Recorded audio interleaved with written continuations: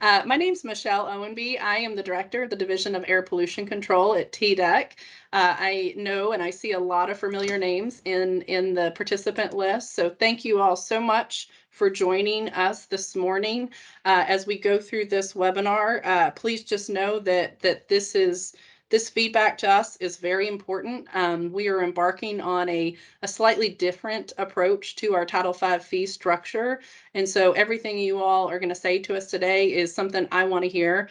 And I am look forward to getting the feedback from this particular session. Jan, do we have the PowerPoint? Yes, I can share that. Thank you. We're going to go ahead and get started. Just want to do introductions and talk to you about who you'll be talking to today. My name's Michelle. You all know me from the division. You all may remember Mary Margaret Chandler. She's our business administrator. She is also on today. And Jimmy Johnston, who is our deputy for permitting and regulatory development. He is on today as well. Just gave a wave. And we will be essentially in the background today.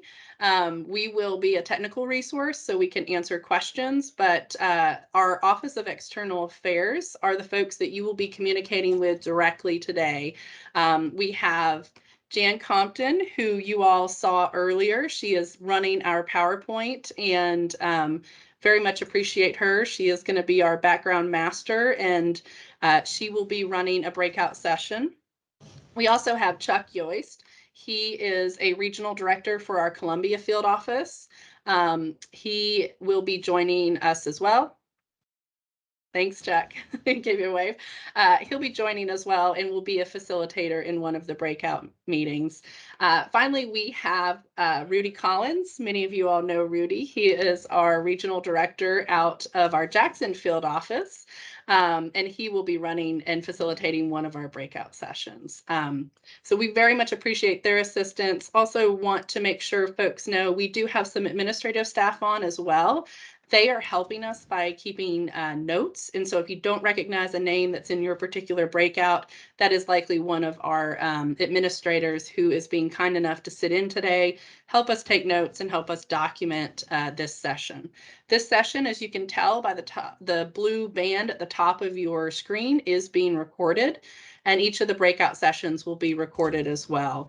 Those will be available on the website. So as you provide feedback today, if you want to go back and listen to your particular breakout session or another one, just to kind of hear and see what went on, you'll be able to do that. And it should be available on our website shortly. I think those are most of our housekeeping tours. For those who aren't familiar with Teams, there's a chat function at the top. There's reactions that you can do. And then of course you can unmute and talk as well if you'd like. We'll go ahead and get started. This is the agenda. And Jan, if we could go ahead and flip to that first slide, we'll go ahead and get going. So just wanted to give this overview. We generally start our webinar presentations with, I think, 3 or 4 slides covering this. We want to make sure we get directly to the feedback session today. So we are going to, we kind of condense this into 1 slide. You all, if you've been in the program for a while, you know these rules, you know kind of the federal statute and the federal rules. The Clean Air Act does require that Title V sources cover the cost to administer the program, and that includes direct and indirect costs. Direct costs are costs that are borne out of the division when we service you directly by issuing you a permit or inspecting your facility. The indirect costs are costs that may be applied to the division. Sometimes you refer to those sometimes you hear them referred to as overhead cost for an organization. We refer to them as TDEC G&A, General and Accounting. Those are just the cost for our things like our Office of General Counsel, our HR department. You all probably have similar type of cost in your particular organization. Part 70 of the Code of Federal Regulations requires that owners and operators of sources pay fees that are equivalent that are sufficient to cover the cost of the program. And then the state program establishes a fee schedule that results in the collection and retention of those revenues sufficient to cover the permit program cost. For anybody who might be new to the program, Tennessee does have what we call an environmental protection fund. It's in statute, and it does allow us to keep these funds segregated, and so we can retain them year over year. In other states, you may have heard that sometimes cost that is extra or it left over at the end of the year may revert to the general fund. And that is true for our state dollars, but it is not true in Tennessee for the dollars that we collect through this program. Those are in our protection fund, and we keep those and we can use them in the subsequent years, should we have any left over at the end of the year. Next slide. Wanted to go through the stages of engagement just so we can kind of let folks know where we are in our engagement on this particular event. We are in the second engagement, so the webinar with stakeholders to present background information and consider non-variable funding sources. That's kind of where we are now. So we're August 23rd. We had an event prior with a small group of folks that was coordinated through the chamber, Tennessee Chamber. It's with their air subcommittee. And we had a meeting with a smaller group of folks to go over kind of how we're approaching this particular engagement with stakeholders, and also to have some high level discussions, really high level, think 50,000 foot high level discussions of anything, really trying to identify kind of what we wanted to do between having kind of variable and non-variable cost. And if you're wondering what those are, that's okay. We'll get into it in a minute. And then also, if we wanted to take any type of options off the table as we start doing this engagement with a larger group of folks. So we're in that second phase. We will move on to a third phase. That phase, so this phase, you can kind of think of it as maybe 30,000 foot level. We're going to go a little bit more in depth, and we're going to ask y'all to give us some feedback about some options. And we're going to kind of ask you if there are any other considerations you want us to think through as we look at our funding structure. And then we'll move on later in September. That's September 20th. That's a tentative date.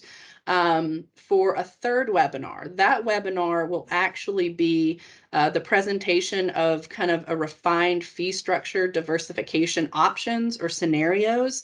And in that particular engagement, we're going to give you some scenarios to look at and ask you to tell us what you like about them, what you don't like about them.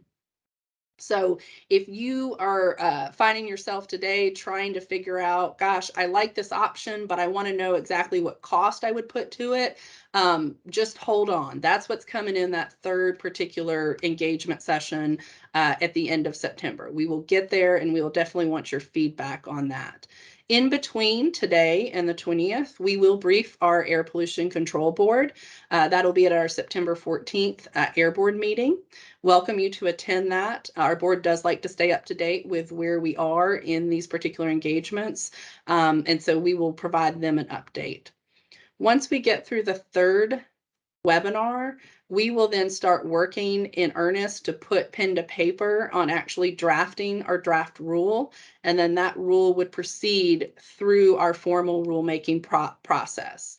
That means we would publish the notice of the proposed rule, we would take comments on that, we would have a public hearing, and then we would incorporate all of the feedback and comments into the rule and present that to the Air Pollution Control Board meeting.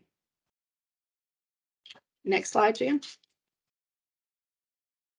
Just wanted to put this in to make sure that folks stay up to date. This is kind of your one-stop shop if you're wondering where we are. If you have anyone who maybe hasn't been engaged but wants to get engaged in our future engagements, this is a great place for them to go. They'll be able to see everything we've done with regard to this particular engagement, and we'll keep that particular site updated.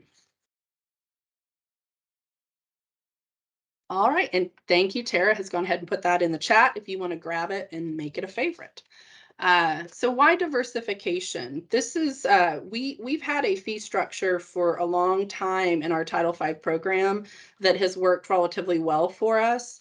if you look at this graph, and I know it is a busy graph and it is a complicated graph, it is our fee structure. So it's kind of it's a complexity of our own making, if you want to think about it that way. We provide a lot of different options in our fee structure, and so to depict that visually is often really challenging.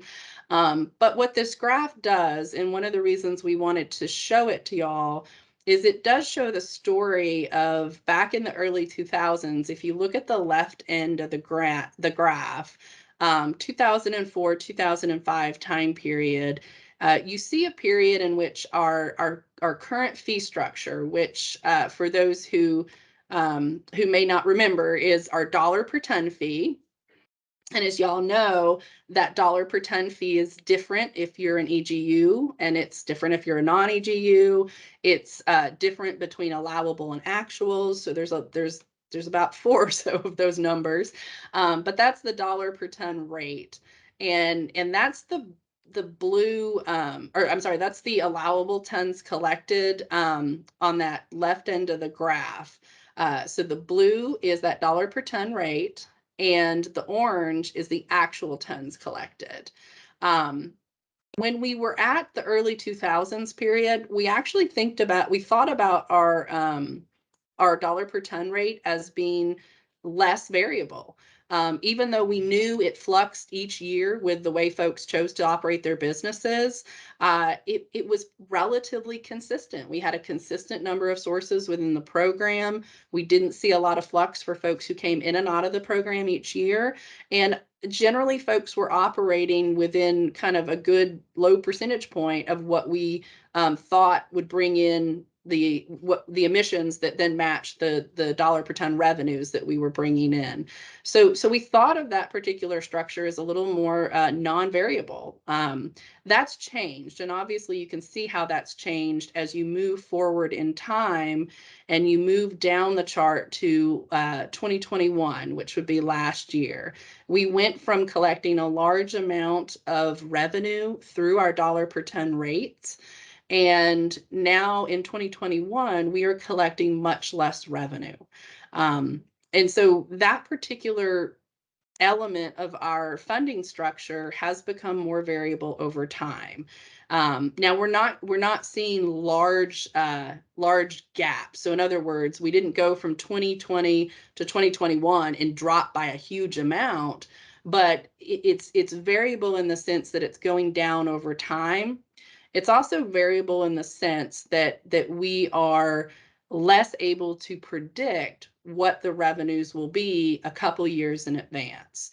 And so think about variable and non-variable as we talk about it today as being more variable and maybe more non-variable, not a hard and fast variable versus non-variable. We recognize that all things in life are variable to some extent, but when we think about it, and as we've thought about our structure over the years, we've seen we look at variability in a number of different contexts, and certainly you can see on our 2021 and 2020 graph on the right side of that graph, we're getting at a very low amount of money that's being brought in by that dollar per ton fee. The little lines with the dots represent what our rates are. And this represents what we've tried to do over the past 10 years, or about over the past decade.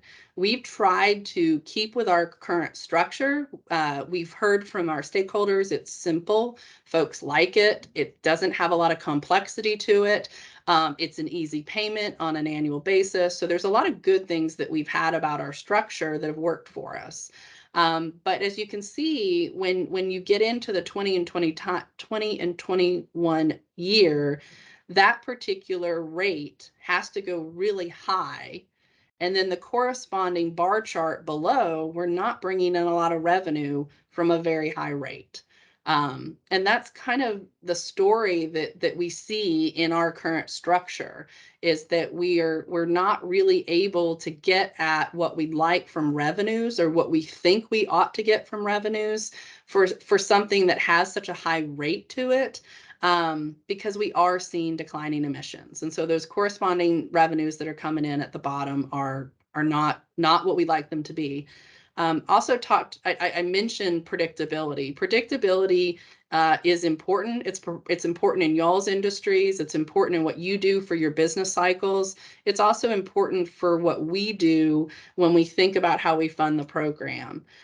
We have to do a fee rule about 2 years ahead of time before it actually comes to fruition. That's partly because it takes a long time for our fee rules to get through the process, but also because Tennessee requires a fee rule to be in place a year before it's actually collected. So those elements make it challenging for us to look 2 years into the future and predict something with accuracy. Historically, we didn't have that kind of a problem. We may have been off a little bit in what we thought was going to come in, and what actually came in when we collected it. In the 2019 fee rulemaking, we predicted a revenue amount that we would bring in last year. And we had to report to the board that what actually came in the door last year was $500,000 less than what we predicted in 2019 when the board passed the fee rule. We initially thought that might have to do with COVID because it was during COVID, but upon further examination, we only had a very small amount of impact due to COVID, something that was really in the noise. Predominantly, it was about businesses making changes in the way they wanted to pay that best work for their particular business. And then it was also about some reduced emissions that we saw. So again, predictability for us and our inability to predict what specific revenues the dollar per ton will bring in with accuracy always is also making it more of a variable element now than it was historically. All right, let's go to the next slide, Jan. So when we look at our current fee structure, this is just kind of our way of looking at it and trying to take a step back and get out of the weeds about our structure. And we took a look at it and realized that we had a really large variable portion to our fee structure because of the way dollar per ton is working now. And we have a relatively small portion of non-variable. As we've talked to states and as they think about their fee structure as they are dealing with this, because as y'all know, this is not unique to Tennessee. This is happening in every air program across the country as some of our larger EGUs are increasingly making changes to their facilities and reducing emissions, but also some of our industries are making changes to their large boilers and reducing emissions as well. And so we found that we do have a higher variable element to our structure now, and we don't have a very large non-variable element. Non-variable really is that kind of consistent component. It's kind of an annual fee that we can count on. Our particular non-variable element is our base fee. If you all are familiar with the base fee, that is something we've increased little by little each year as well when we've made changes. So we do have a non-variable element, which is good, and we have been trying to increase that year over year. But in proportion to our variable element, it's pretty small. And so one of the things we'd love to look at as we look at diversification of our fee structure is there a particular goal that we might have for what portion of the structure should be non-variable, what portion should be variable?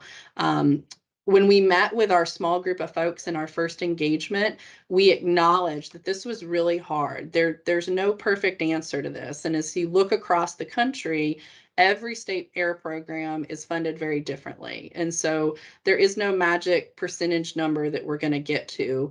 We thought this would just be a nice element for our particular engagement to say, do we have a goal? And at the end of the day, that goal could be, we just think we need to increase non-variable a little bit more, but we don't know exactly what percentage we're shooting for. Or we maybe could come up with a goal percentage. Either way, we just thought this was a particular good way to take a step back and look at our particular structure. Next slide, Jan. So as I mentioned, we did that August 11th engagement we did it both virtually and in person. It was a hybrid engagement, small group of folks with our folks who are active on the AIR subcommittee for the chamber. These are also folks that engage heavily in some of our past fee engagements. So we know that they knew the history of kind of where we've been. And we sat down with those folks and we kind of went over those first few slides that I just went over with you. And we asked, is there a goal for a variable and non-variable percentages in our fee structure for a future state? And like I said, it was difficult. We couldn't come up with, or folks in the room couldn't come up with, hey, I think it has to be this, and this will be the magic number. There is no magic number. It is kind of a guess, even if whether we do it or you all do it as stakeholders, it's a guess as to what's going to work well for our system. But we did come back with a recommendation to definitely look at increasing the non-variable. And I think that's a great goal for this particular engagement. We also had a specific recommendation to maybe look at options that would result in a non-variable increase of 3% per year for 3 years. Again, there's no magic to that number. There's no calculation that says that'll get us to the magic bullet. It was just kind of an idea that was discussed. So that's something to keep in mind as you all do your stakeholder engagement today. We also asked what variable and non-variable fee options should we collect further feedback on in this particular engagement that we're doing today. The recommendation that came out from the group was really to look at a broad, review a broad amount of variable and non-variable options. There were a couple that the group recommended we maybe not consider, and those were obviously the 4,000 ton cap. There wasn't support for raising that 4,000 ton cap. Adding an automatic adjustment via the CPI, Consumer Price Index, there was not support for looking at that. And then adding expedited permit fees, there was not much support for that. If you all have any questions about those particular conversations and why we were not going to go forward and consider those, we're happy to discuss those. We definitely can go through what that was. The department is perfectly okay with those recommendations. So there's not, these are particular ones that we thought made a lot of sense not to move forward with. And so there is plenty left to look at. And we think if we could cut down on some of what we don't want to look at, that would be a great starting point for today. So, but happy to discuss them if anybody has any questions. Next slide. So this is where we're at. This is your starting point for today. And we've tried to put this in a large view format just so you can get a glimpse of it. Your facilitators have notes on all of these different elements. So don't feel like you're gonna be kind of having to remember these. They'll be able to go through these with you and ask specific questions about each option. We've categorized them as variable and non-variable. We also sent you all, anyone that registered for the webinar, we sent you a Southeast state survey yesterday with your reminder. That particular survey, what we tried to do so you all could look and compare is we looked at what other state structures are, and we tried to put their elements in a variable and non-variable category so you all could look at those and kind of see where other Southeastern states are. As I mentioned, no state is funded the same, so it is definitely an apples to oranges comparison. I wish it could be apples to apples, but it's just not.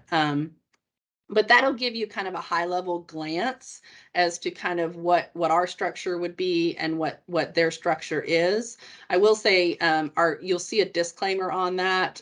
We did make those choices as to whether we put their elements in the variable category or the non-variable category. That was our choice. So if you called up North Carolina, they may have made a different choice. That was kind of our view of how we look at variable versus non-variable. So want to make sure I have that disclaimer for any folks that have facilities in multiple states.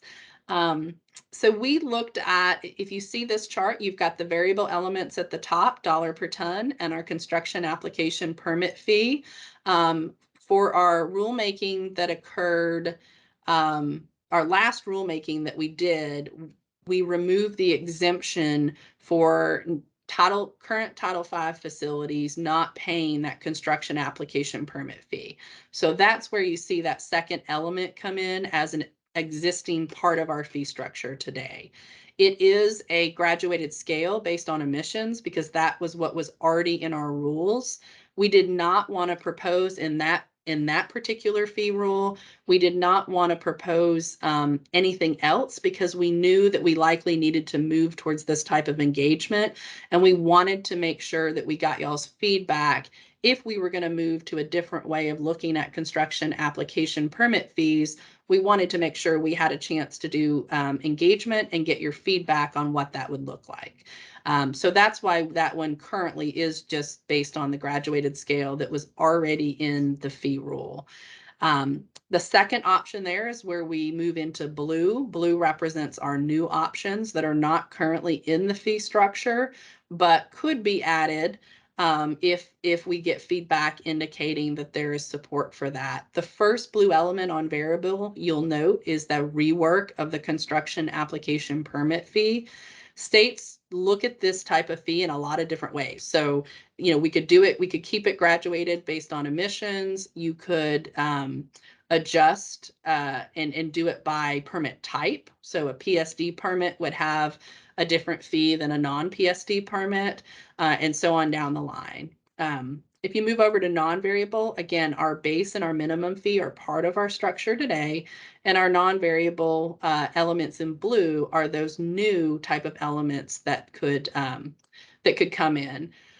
When you look at the complexity fee, that particular fee we noted on this chart as being just associated with NSPS and NESHAPs, but there's actually multiple different ways we could structure that complexity fee. So just think about it in the context of adding an additional fee for a recognition that there are some facilities in which our work is more complex than other facilities in the program. And you can really slice and dice that. You could do it by federal program applicable to the facility, which is what the NSPS and NESHAP gets at. You could also do it by the number of sources at a facility. There's different ways to do a complexity fee. And we are not wedded to one particular way. You all may have additional ideas of how we could do a complexity fee, and we'd love to hear back about what those are. So that is the end of our initial slides. I'm going to turn it back over to Jan and our facilitators. And again, I just want to reiterate, I really appreciate y'all's participation today. I look forward to hearing the feedback and look forward to engaging with you all on this topic. Thank you. Great. Thanks so much, Michelle. That was very informative, and that gets us a great start for our breakout sessions.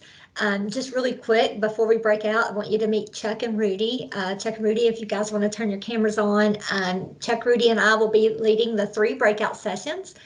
And I want to give a special thanks to Tara Pedraza. She's our other teammate who has done a great job putting all this together and has her new little baby at home. So she has been turning it over to us in hoping that we pull through this project for her and help her out. So thanks, Tara, for being on today and being hands-on too. But anyway, thanks again for everybody's time. And before we go into the breakouts, just wanted to let you know again, as Michelle said, we will be recording the breakouts, and we want to have the recording of this part of the session and then also the breakouts available, and we'll put that on that website so folks can go in there and view.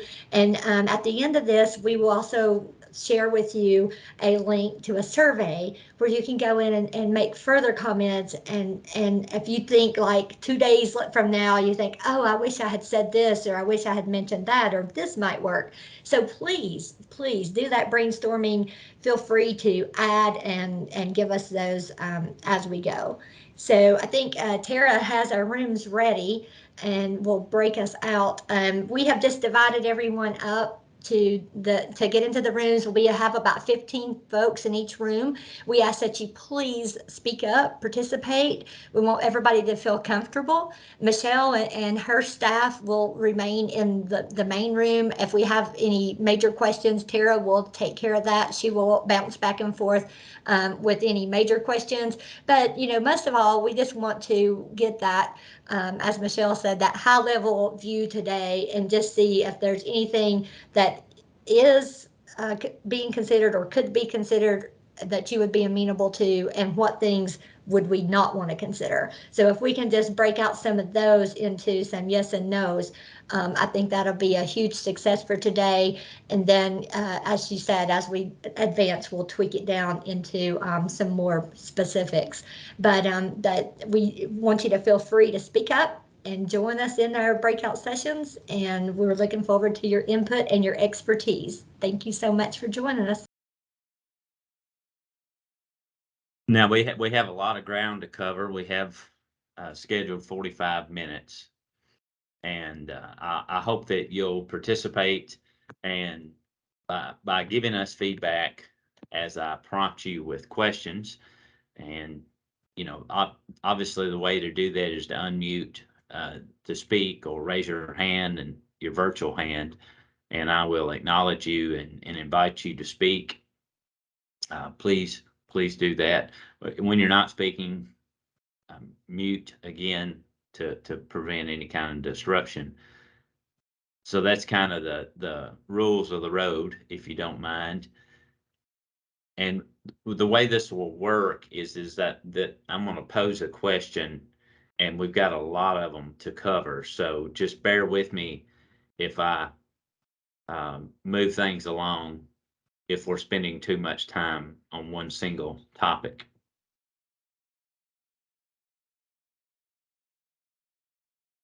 With that, before I begin with the questions, are there any questions that you all have? Or could you guys give me a thumbs up to indicate that we're all good, if that's the case?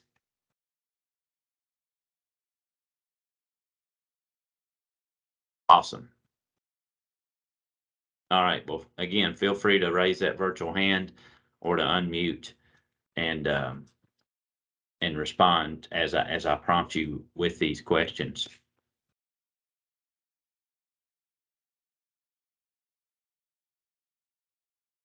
All right, so to get started, we're going to talk about the non-variable options first today.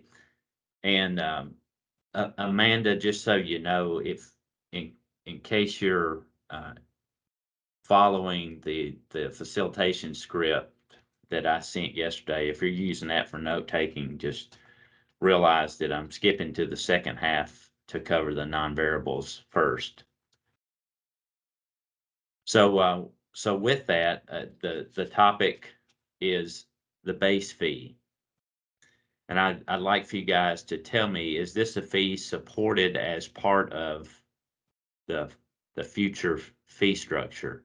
You can either unmute and say yes or no, or you can give me a thumbs up and I'll take that as it is supported. So again, that question is the base fee supported as part of the future fee structure?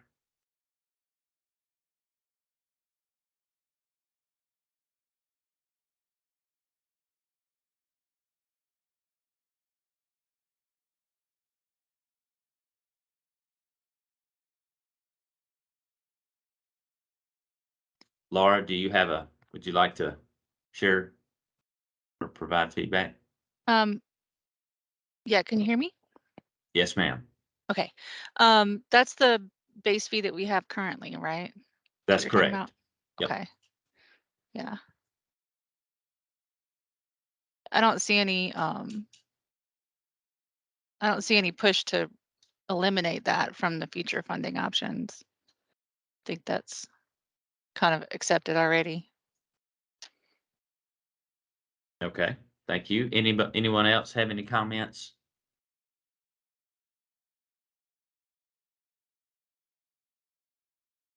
And if needed, as I pose these options, if you need me to describe what the option is, I have I have a guide to do that, so I'll provide you some background as needed. Or we can invite one of the experts to help inform us on those questions. All right, so I'm going to take it that this is supported. I think it was the way it was described is it already exists. There's no push to eliminate it. So if y'all are good, we'll just move forward to the next one, the minimum fee.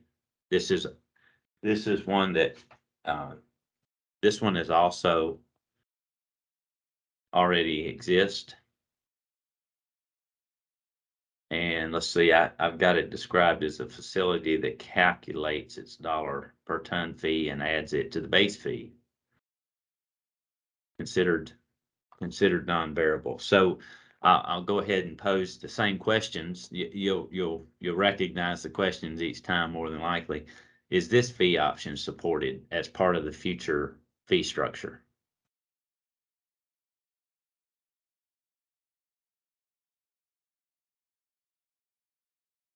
And by the way, the reactions, the thumbs up, that sort of thing, that's very helpful if you guys don't mind doing that if you don't wish to speak.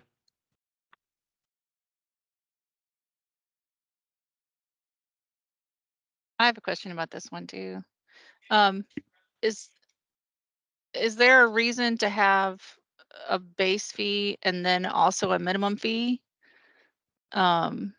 Is it just so that you can adjust them individually, or, I mean, basically you pay both of those regardless, right? Right. It's basically this. The minimum fee is sort of like an additional base fee almost to me. Like, why is that two different numbers? Why, can't you just call it one base fee or one minimum fee?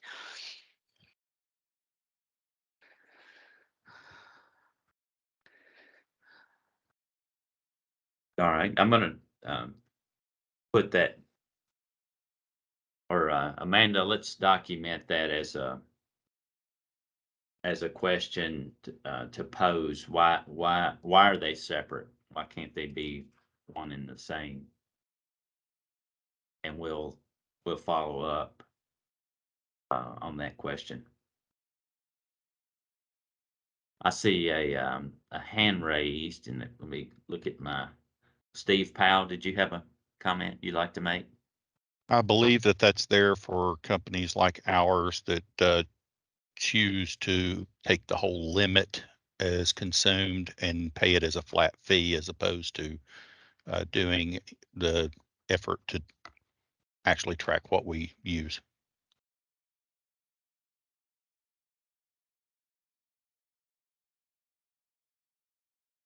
Thank you.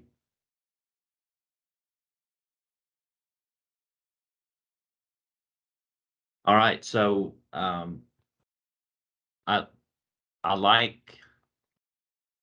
like that comment that Laura made about the base fee. There's no push to eliminate it. Is that the consensus regarding the minimum fee? Any difference there?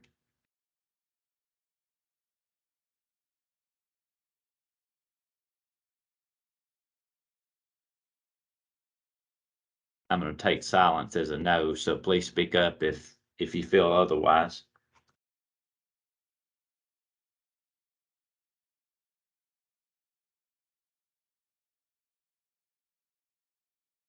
All right, so I noticed a question in the chat.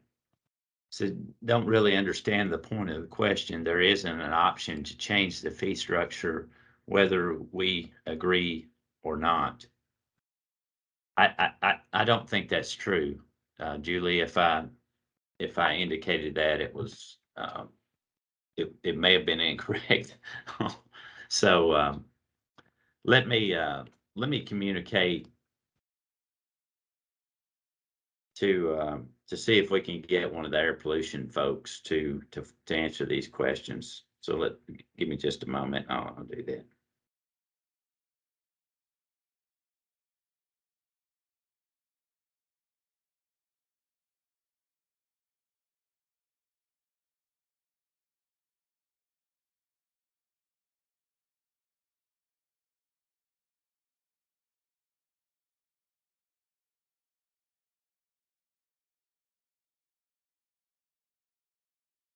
All right, so hopefully I'll have that person soon.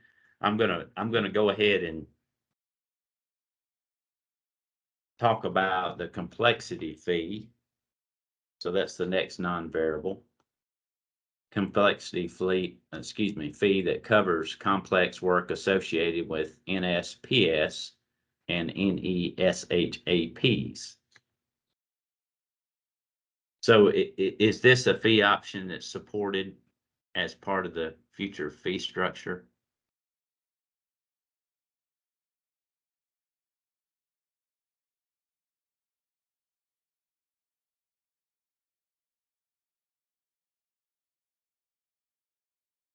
Is that something that would be added to the annual fee based on kind of like a quality of your source of your facility?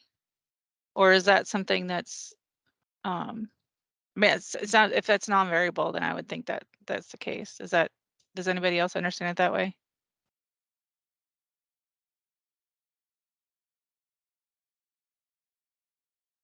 That's kind of what I understood it to be as well.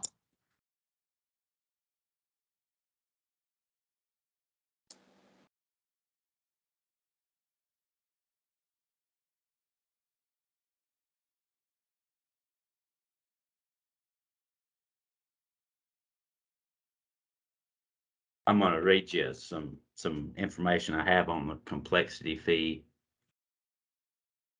An additional annual fee collected to represent the complexity of some sources versus others within the Title V program based on the chosen factor like applicable federal programs or number of sources at that facility.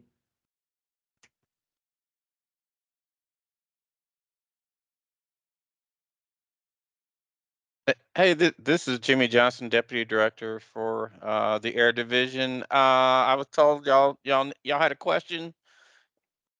Yeah, James, or Jimmy, excuse me, we've got a series of questions already, so thanks for Okay. joining us. The first question, and for the person who posed it, if I messed this up, please chime in. We were talking about the minimum fee and why is it that the base fee and minimum fee can't just be combined? Why are they separate? That's a good question. Let me explain them. And one of the possibilities is, yes, combining them.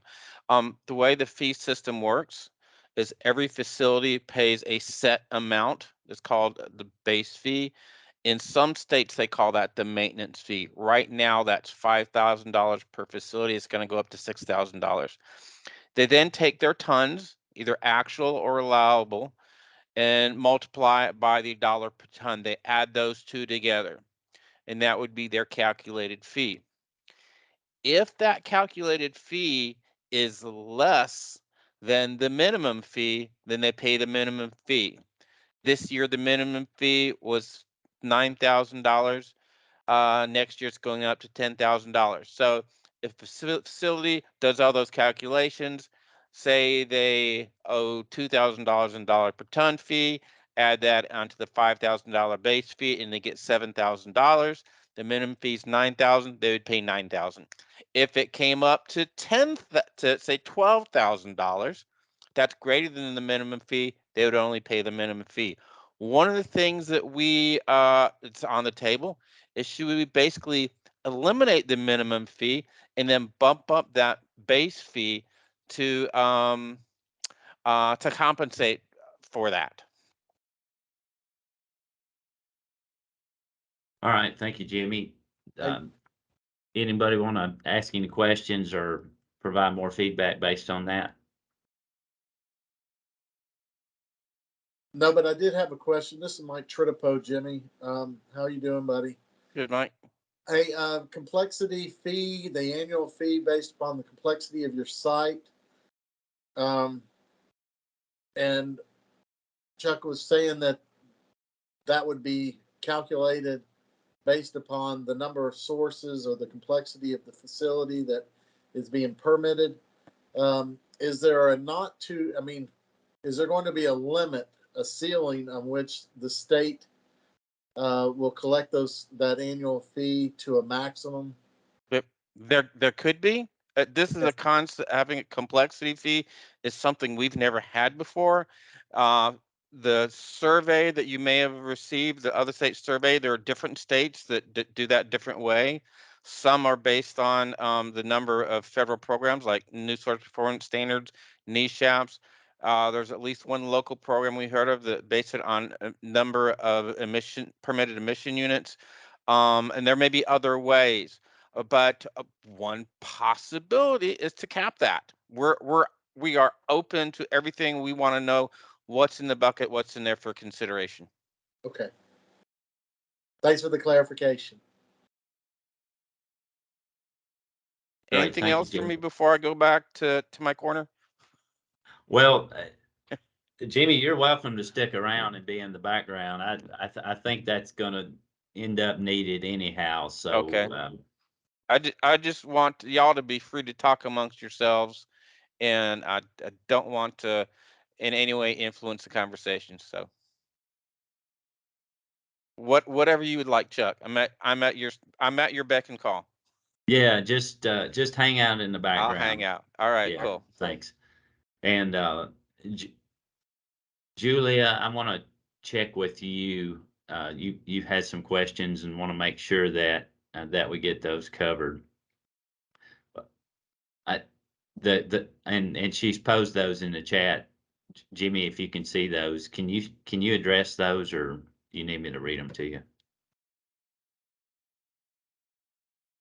I am pulling up the chat. The question that I see, when would the new fees go into effect? What we're looking at, we look like we may have a need for additional fees starting in the fees that are due in 2024. We still have numbers to crunch on how much that will need to increase, but that would be the soonest, would be fees due in 2024. The other questions, I say a complex fee could potentially reflect how much time it takes to review emission reports, to do inspections, etc. Some of the things we have in options is a fee for reviewing various types of reports. Let's see. That was from Julia Griffin and from Laura McWhorter. Yeah, are there others? Were there other questions?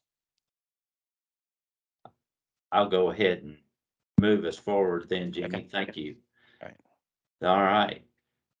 So we were at the complexity fee, and I think we've got clarification, hopefully, on that now. So I just want to ask if there's any feedback that you have about whether we should add that complexity fee.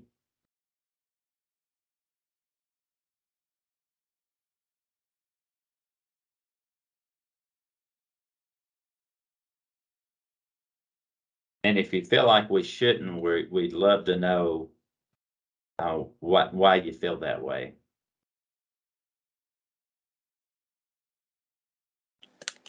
Well, the complexity fee, this is Mike Tritipo with TVA. The complexity fee, based upon the number of sources, might, if there's a ceiling to it or a cap, that might work. However, if it's just based upon the number of programs that a site is regulated under, that could be extremely cost prohibitive for that site or for that facility. So I just want to be careful about that. That's all I'm saying. Is when we review that complexity option, and I mean, I'm familiar with some of the other states and how they've adopted it, can be punitive in some ways. So just FYI.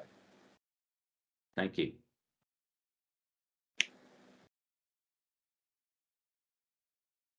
All right, so let's talk about the AEAR report review fee.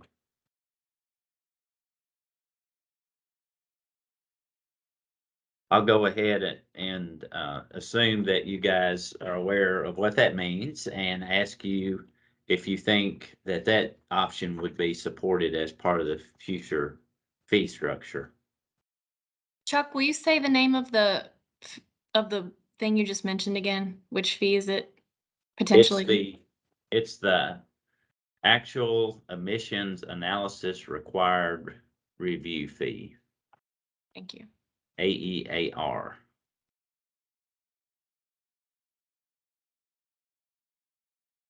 And if you guys need an explanation for that, let me know.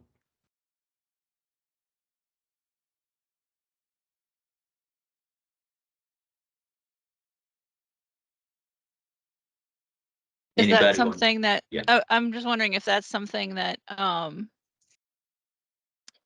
mean, that's basically an extra fee that you would pay for the privilege of paying on on actuals instead of allowables. It sounds like, because the AEAR, do you have to do the AEAR if you're paying on allowables? Does anybody know?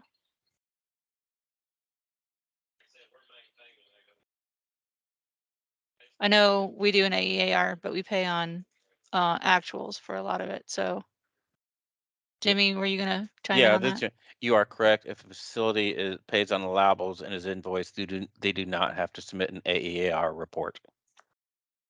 And reviewing the report is actually reviewing the calculations the facility submits to calculate the actual emissions or mixed emissions. So then you would have a fee for the AEAR review plus the base fee plus minimum fee for emissions of that AEAR.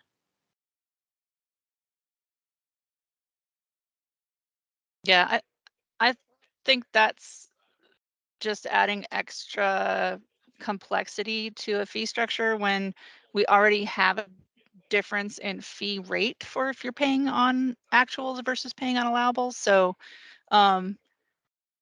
you know, that's just another extra fee that, you know, if you want to charge people who are paying on allowables more, just increase that allowables rate versus the the actuals rate. Sorry, I'm saying it backwards. But yeah, if you're paying on actuals, you're already paying a higher rate. So let's not add extra complexity and extra little nickel and dime fees for something where we already have a mechanism to do that.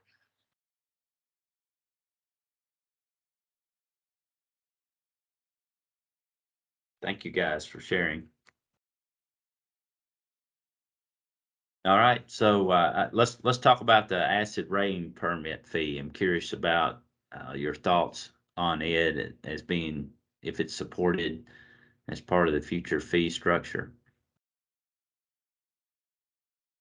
Do you have any more explanation on what that is? I do. Facilities subject to EPA's acid rain permit must obtain a permit that includes the requirement of the acid rain program every 5 years. It says only TVA facilities are subject to the program. So I guess this is more of a question to TVA if they want to provide some feedback on it.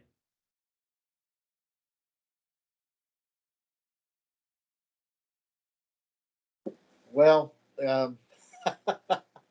yeah, other states do collect on acid rain permit fees, and I think it would probably align with what other states are doing to collect the, to really establish the acid rain program. So I guess it's just contingent upon what those fees would entail. I think I would like a little bit more description on what how detailed is it going to get? Is it just going to be a one time, a fee every 5 years based upon the acid rain program and $5,000 or whatever, or is it going to be based upon the acid rain emissions that a totalized amount that comes into play? Jimmy, I know you're still on, it looks like. Do you have any idea on what y'all's vision was with respect to establishing an acid rain program fee structure? I can't remember what was discussed in previous conversations, so I apologize. That's fine, Mike. I don't think it's been discussed in previous conversations. But the general concept here would be a fee that would be applicable whenever facility, in this case, TVA is the only one subject in Tennessee to the acid rain program, submits an acid rain permit application, or perhaps when we issue the acid rain permit. Yeah. So would that be for renewal purposes as well? I would think I would- so, but we're open Okay. to other ideas. Yeah, Okay. and we're looking for what considerations you guys Yeah. want us to consider. We'll write it into the survey. How about that? I'll talk with some folks here at TVA and find out a little bit more details on how we can help the agency establish that if it's worth looking at. So thank you. Great, thank you very much. All right, what about the report review fee? Any support for it as in the future fee structure? I'll go ahead and read a description on it just for your awareness. Title V facilities are required to submit annual compliance certification every year and a semi-annual report every 6 months. Other regular reports may be submitted on a regular basis in accordance with federal regulations. These reports must be reviewed by air pollution control staff to determine completeness and compliance. Any discussion on the report review fee?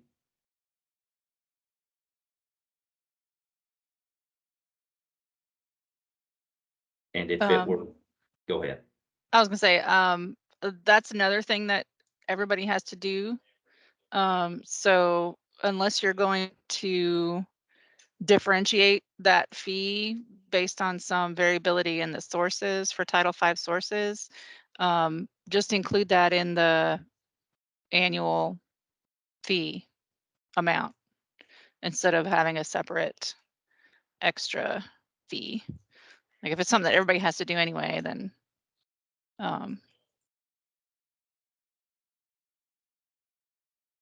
consider that as part of the base fee. Would be my 2 cents. Thanks. It's worth more than 2 cents though.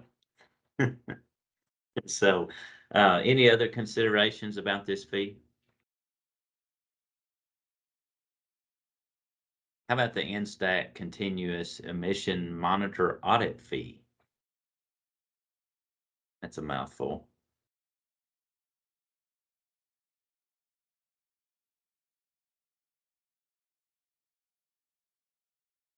That sounds like another TVA fee. I don't know how many other sources have CEMs. I know we don't. Yes. Well, we get those reports, and it does take a lot of time and effort from the agency staff to put those SIMS audit reports together and review information and establish whether the SIMs are in compliance or not. So, I think it would be something that TVA would accept as a fee for site specific reviews. So, very similar to what the report fees would be, maybe. But anyway, I think that is something that the agency has been, would want to look at. So I think TVA could accept that reference. We just need to see what the fee structure would be.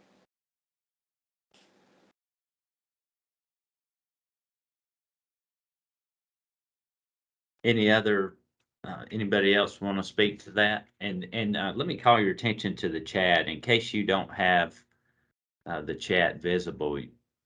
You should do that because Tara who's also with the Office of External Affairs, is providing some good information in the chat that's very relevant. So please follow that as well.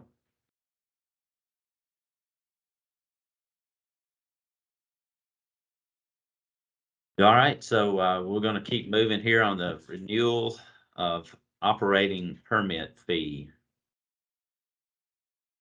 Please share freely about your thoughts about whether it could be supported as a future fee structure, and if so,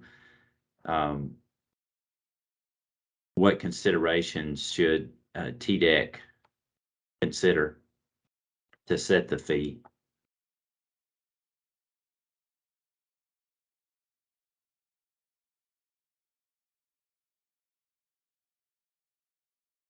I mean, renewing a Title V permit definitely requires considerable time and effort on the part of the department. So, as well as the sources, I guess it'd be it would be interesting to see if that was going to be a flat fee versus something more like the construction permits, where it's based on tons of emissions or number of sources or some other variable. And I would think TDEC would have a better idea of how much time variability there is in terms of doing renewal applications, if there's similar or if there's particular factors that make one more complicated than another.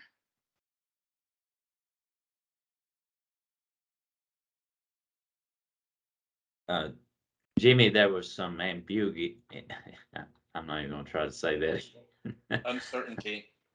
Yeah, yeah. Can you clear any of that up, or is that stuff that hasn't been determined and is a consideration as we move forward? No, I think, and I didn't catch who made the statement or asked the question, but I think those are all good questions. It is true that some Title V renewal permits take more time than others, and all the factors that you mentioned go into that. So I think those are things that could be in consideration. All right. Any other remarks about renewal of the operating permit fee? I think depending on how you structure it, that could be considered a variable one or a non-variable, but I guess they've got it in the non-variable pile since that's what we're talking about.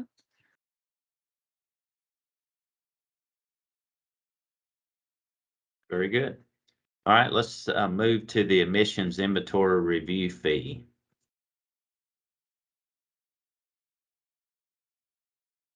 Any comments about whether that's supported? Should it be added, and if so, what considerations we should consider?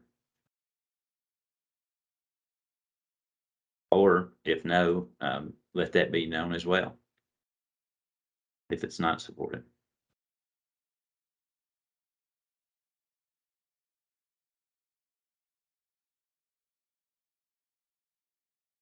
Are y'all comfortable with that one, or do you need some background on it as well?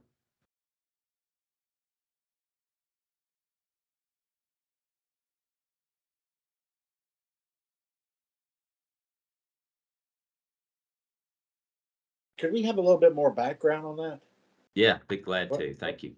Thanks for asking. So emissions inventory review fee applies to sources that are major for criteria pollutants. All must submit an inventory of emissions every 3 years, and higher emitting sources must submit their inventory every year.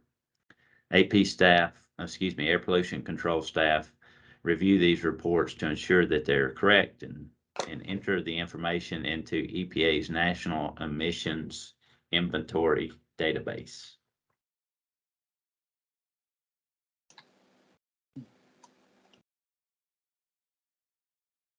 Any comments?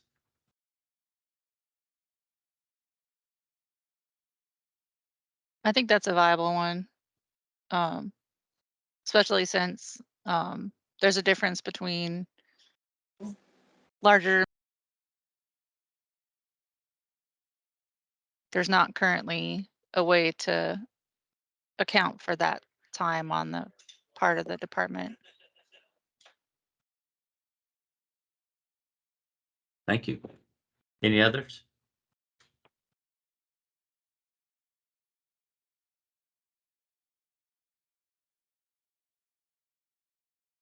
Very well then. Well, let's move on to the variable options. And we'll start with those that already exist, and the first one being the dollar per ton fee.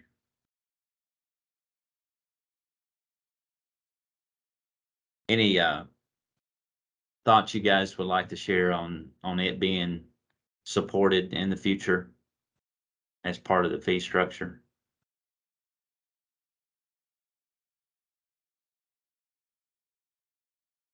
A reminder that thumbs up work well if you feel like you support that.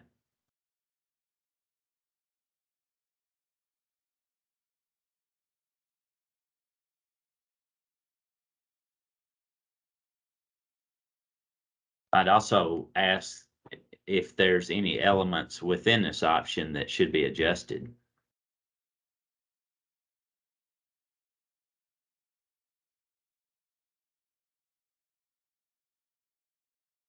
I And think everybody's comfortable with that currently. You know, it'd just be great to not have it go up every year. Understood. So let me prime the pump a little bit more here. And it goes back to that question, are there elements within this option that should be adjusted? Some things that might be adjusted would be actuals or allowables being removed from the options, or a distinction between EGU and non-EGU fees be removed, or fee payers provide more notice for when changes to fee payments will occur. Anybody care to respond to those? It is tricky to work with the schedule that, and they've been, a lot of the chat has been about this, you know, that our fiscal year budgets are set in, you know, for the year that we're in now, we're set back in March. And we may end up paying fees for this calendar year that are completely different because of the schedule that you know, TDEC will, that basically is retroactive the way it works. So that particular structure and the way that timing is super challenging for companies that, you know, I know, I'm sure I'm not alone, that we have to budget to pay fees over a year in advance of when we pay the fees. So that's an issue. Agreed. Thank you. Ricky, did you want to make a comment? Yeah, this is sort of a little off the wall, but just backing up to where you first, well, when you first part of the presentation, you talked about the reason for price increases was the fact that your revenue projections didn't come in like you was wanting to. And I know one of the first things we do as a company, and many other companies do, we have to look at that also. But one of the first things we do is we look in house and see if we got any cost reduction initiatives, I guess you would say, before we pass on a price increase to our customers on. I was just wondering that TDEC, I could look at that if y'all looked in house to make sure that you know, there's any kind of cost reductions that y'all can make to help us where we don't have to pay as large fee. I understand, you know, that we would have some increases, but I was just wondering what y'all did on y'all's part to look at y'all's costs. Yeah, thank you for that question, and I'll respond, and if Jimmy would like to follow that up, he's certainly welcome to. So, yes, at TDEC, we're constantly looking for ways to cut cost and be more efficient and more responsible with the use of stakeholder funds. So that it's an overall yes from TDEC. That, uh, but on this very subject, it's following the federal mandate uh, on how to fund the program, and um, and TDEC meeting its obligation to that, and doing that with um, well, I'll defer to Jimmy at this point. Jimmy, would you like to follow up at all on that? And I may circle back once you're finished if there's anything you would like to add. Certainly, Chuck. And I think what you were stating, it was right on point. What you're talking about at the end is there is a federal program that we're required to implement the Title V program, and there is a federal requirement that be paid or funded using fees paid by the permit holders, and there are mandated activities that must be controlled by that program. So we can't control what's done. What we can try to work on is being more efficient with those, and that's what we have been doing over many years, the last few years, both based on obviously our own need to be fiscally responsible, but also in response to the same concerns that you made, Ricky, from both stakeholders like yourself and from our board. So there have been many that have been implemented, and so right now we're doing what we can. We've reduced our inspection schedule. We've looked at how our funds are spended and are divided by Title V, and what portions of certain expenses are paid by that.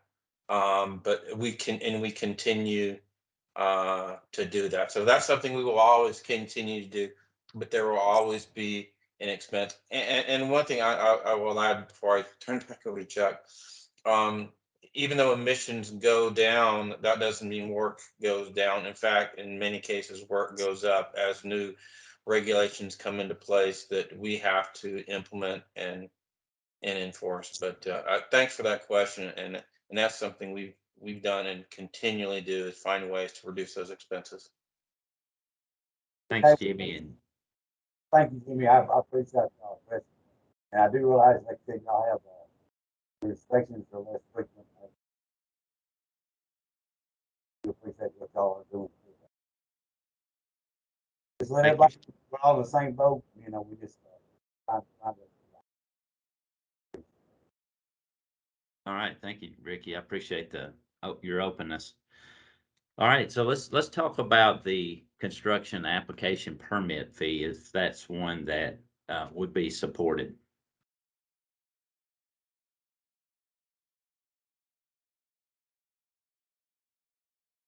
And just a quick description of this is a fee that is due when a facility submits an application to construct a new source of air pollution or modify an existing source of air pollution.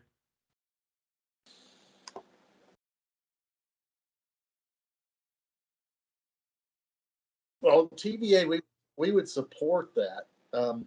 We would like to know what levels of construction permitting would be incorporated. So in other words, different levels of construction permits, whether they be PSD permits, minor or major modifications to the permits, also the site specific changes or construction permits that could be based upon the potential to emit. So how is the agency going to gauge the construction permit fee? Is it going to be the same across the board, or is it going to be indicative of other agencies throughout the U.S. that have based it upon various factors, I guess? So I'll provide a little bit more of the information that I have. Hopefully that'll clear up or answer your question. And if not, we'll just put a pin in that question and I'll have APC follow up with you. But the further information that I have is the amount of the fee is based on the anticipated maximum emission rate and ranges from $100 to $5,000. Okay. And All right. That's good. very well. Thank you for that question. So just discuss this one a little bit more. If this is supported, would you want to pay the fee based on the current structure? Another consideration is would you want the fee to be structured or structure the fee based on the permit type? These are some other things that we're considering. Or do you want the fee based on the total cost to reflect all the individual service costs required to process the permit? If anybody wants to respond to any of those, please feel free.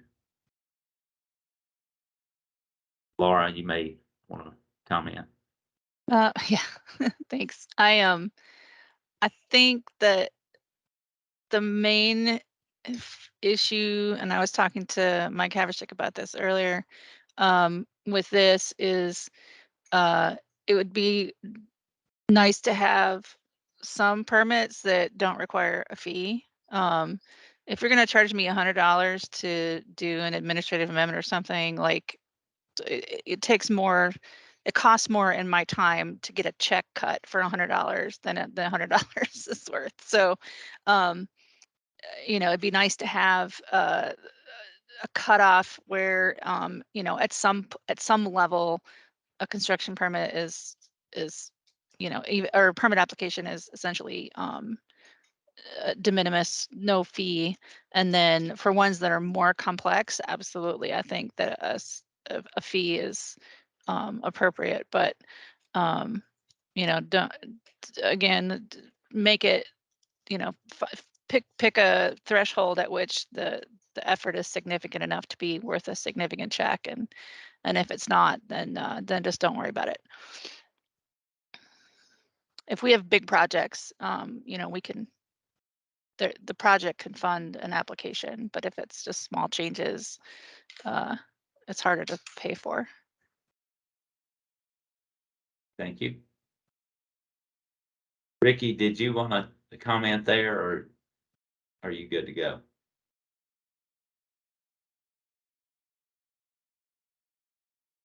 Okay, so we'll move on to the amendments modification fee. Any discussion on whether that would be supported as in the future structure?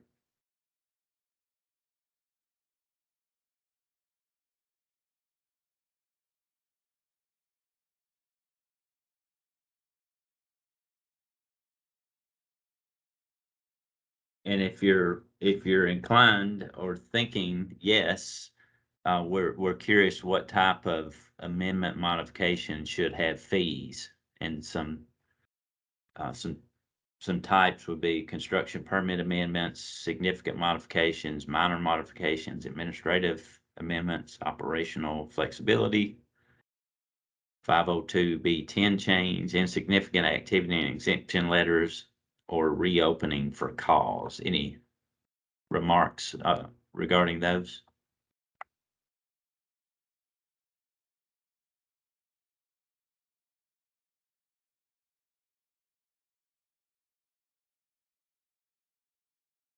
All right. There's not a thumbs down reaction. I'll take that as the thumbs down. That's fair. That's fair. I hope you guys feel comfortable to say that. It's appreciated, so please do. An overall thumbs down. Okay. For future reference on this type of a breakout session, I don't know if you guys considered this, but setting up polls I've seen be super helpful, because it gives everyone a chance to put in their vote, and in a way that can be recorded, and not have to have everyone unmute and speak up or put something in the comments or whatever. But it gives you guys better documentation in terms of the consensus of the group. I know it takes more time up front to set up, but it can be super helpful. Thank you. So, but we still want your feedback. So please don't feel free to speak up, please.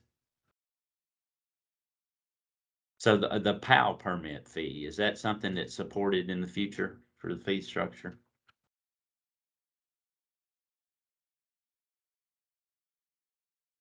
Says fees for establishing or renewing PAL emission limits. Since PALs are pollutant specific, this would be per pollutant. They're renewed every 10 years.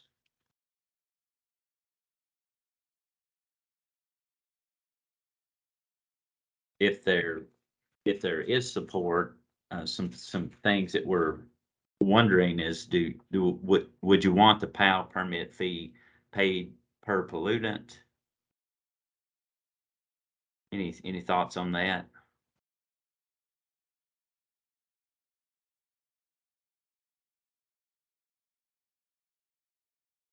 Does this permit apply to any of you all?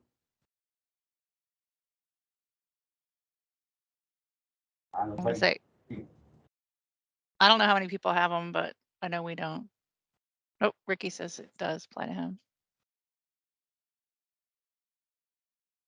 Ricky, would you like to no, I'm share not, anything? I don't think, it doesn't apply to me. I never really Okay, didn't know what that was, to be honest. gotcha. Okay, thank you. All right, so we'll just move forward then, because it may not be applicable to this group. Sounds like it, maybe not. So the next one is the source test review fee. Any support for it moving forward?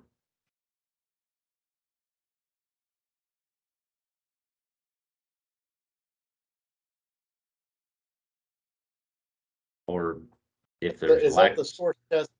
Is that the source testing fee as a site comes up online for a new facility? I think that is. I'm not totally sure, but let me provide the background I have on it. Maybe that'll help you.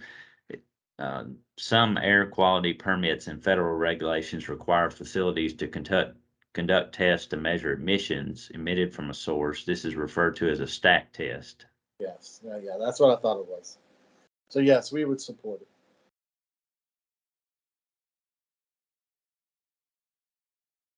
Any considerations you'd like for us to factor in developing that?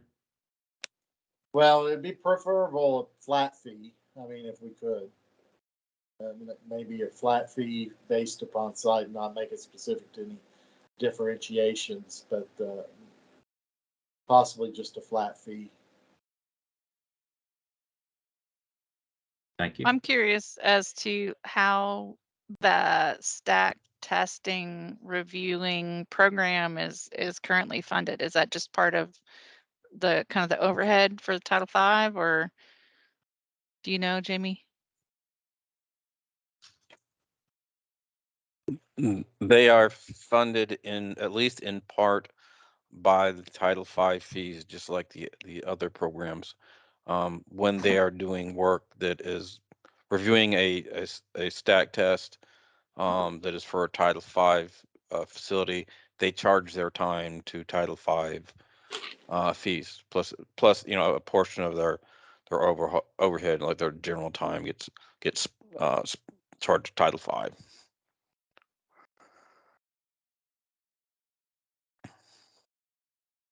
And most of the testing that is done is on Title V facilities.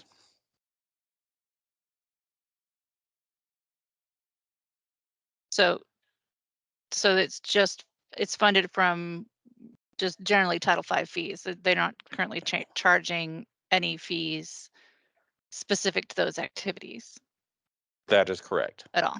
Yeah. Okay. Correct. So yeah, that makes sense too. Because that's something that varies a lot from facility to facility. And it may not be emissions related. It's not directly anyway, in terms of like how much emissions you have. Great, good discussion. Thank you all. So let's talk about the initial operating permit fee, if that's one that's supported. And if it is, we're curious, would you want to add the fee when receiving an initial operating permit? It's something we've thought about and wondered how you guys feel about it, assuming you support, but please indicate either way.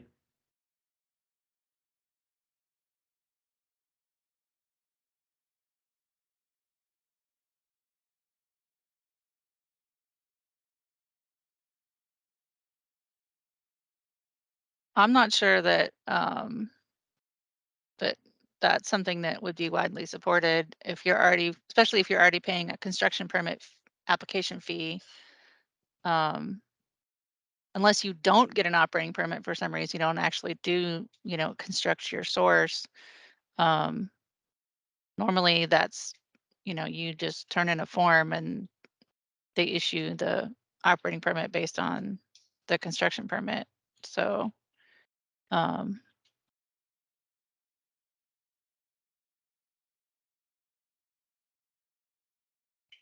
don't see that makes a lot of sense in terms of like a separate activity that isn't part of something you've already got going on. I agree. Yeah, I concur with that, Laura. Agreed. Great, thank you for sharing that. I see a question from Julia, Jimmy, that I want to draw your attention to it, and it may actually have been about the source test review permit, because it came in right as we were wrapping up that one. Is that something you could address? Yeah, let me read it real quick. So will the fees be paid per category? Would a company get an invoice for a stack test review, another invoice per semi-annual or report review, invoice per application submitted?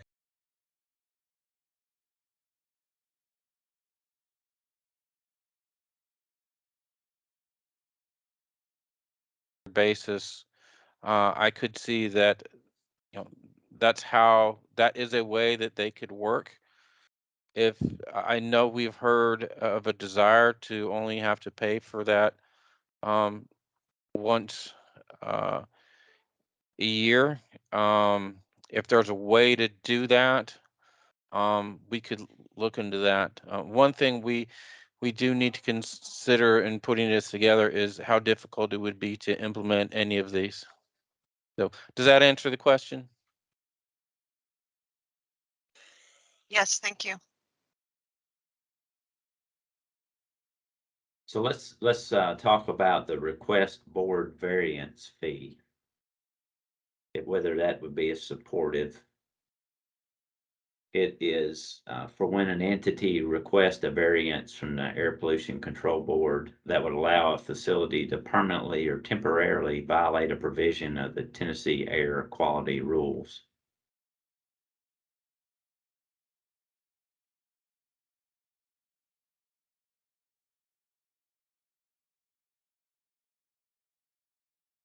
Any thoughts on that?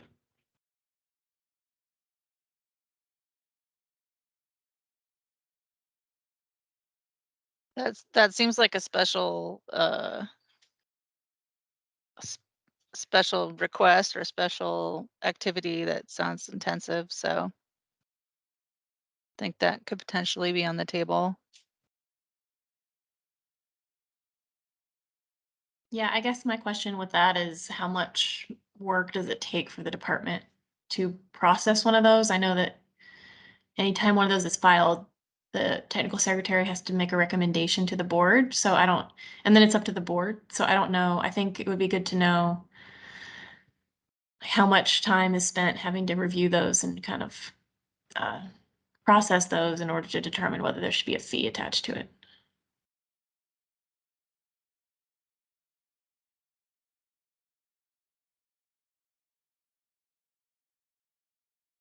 Great. Okay.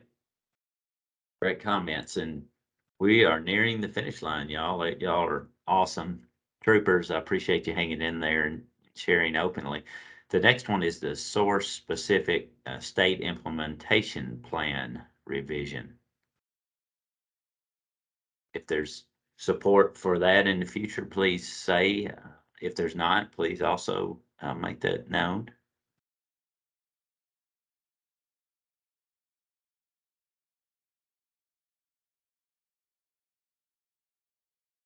I'm curious what sources this applies to as well. If anybody on here, or is that another TVA tax? Yeah.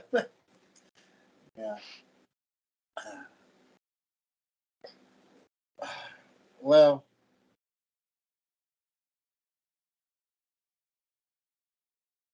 Did that question get answered? I looked at. I'm sitting here pondering it.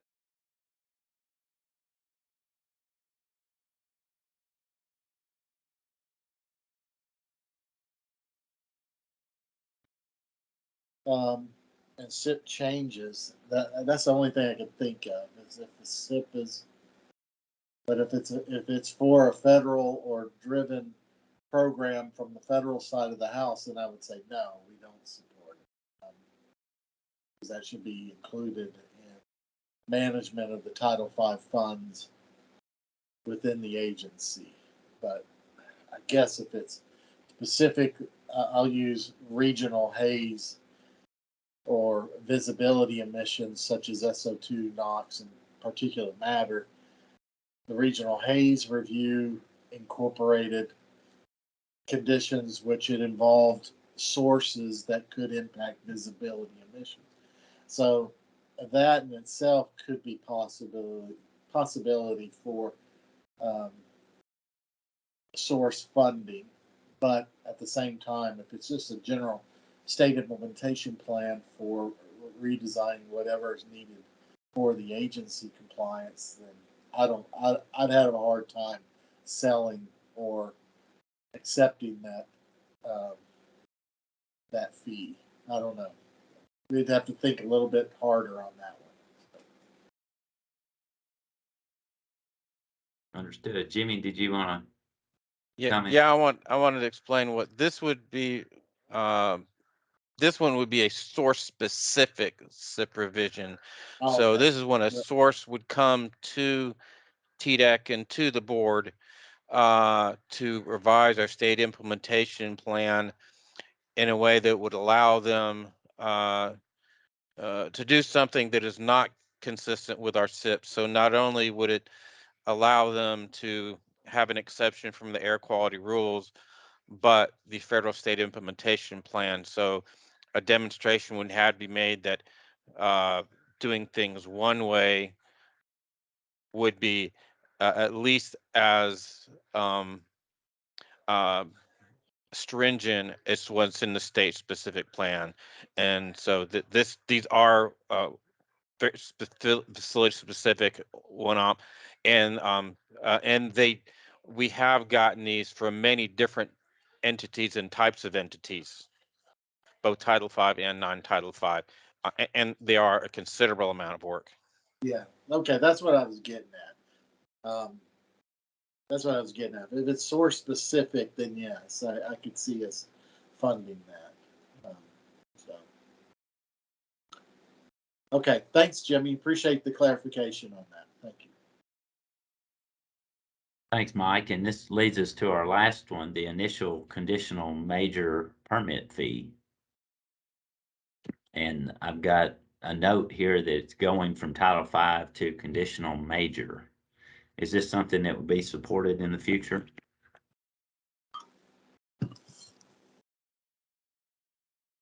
And do you need more background?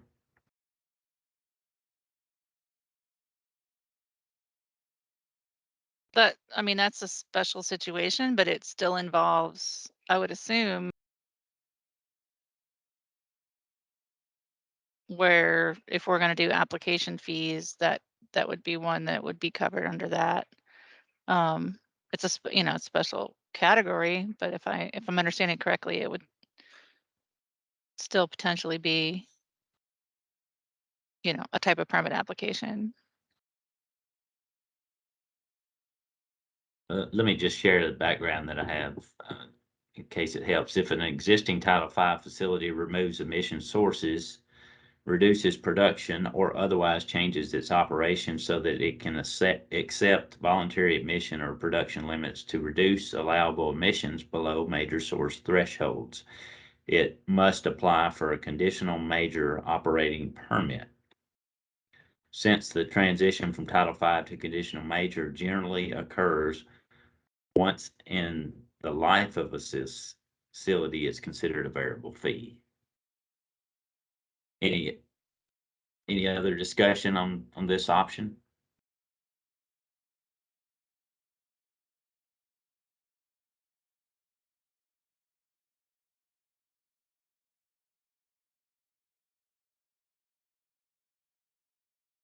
Okay, well, let me just ask this then. Has anybody left anything off the table they would like to put on the table and share with us before we close today?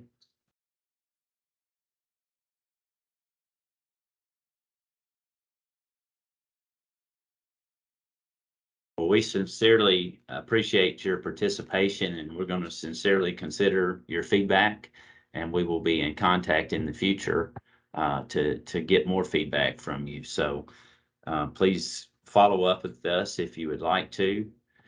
And I'm gonna bring us to a close here. If you, I guess before I do, Jimmy, was there anything you wanted to add?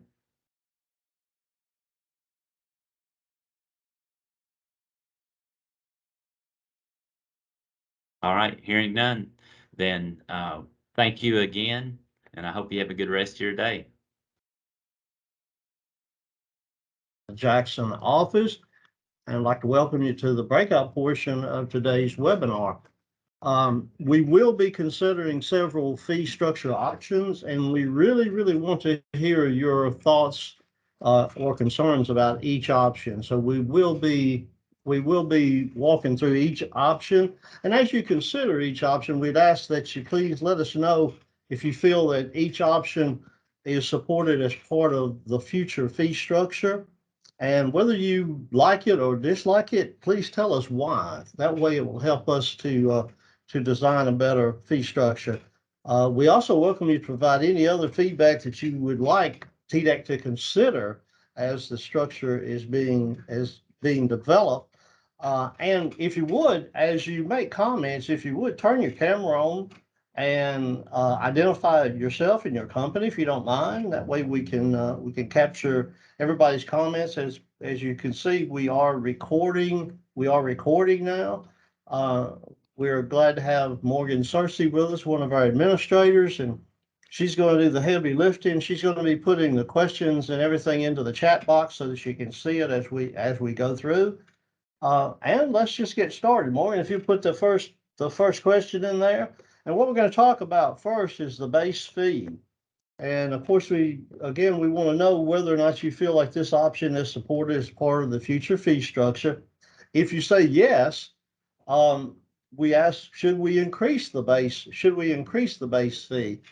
And of course, anything that you'd like to say or any other comments you'd like to make, we'd love to hear them at this time. So please feel free to unmute yourself, turn on your camera, identify yourself and give us your comments.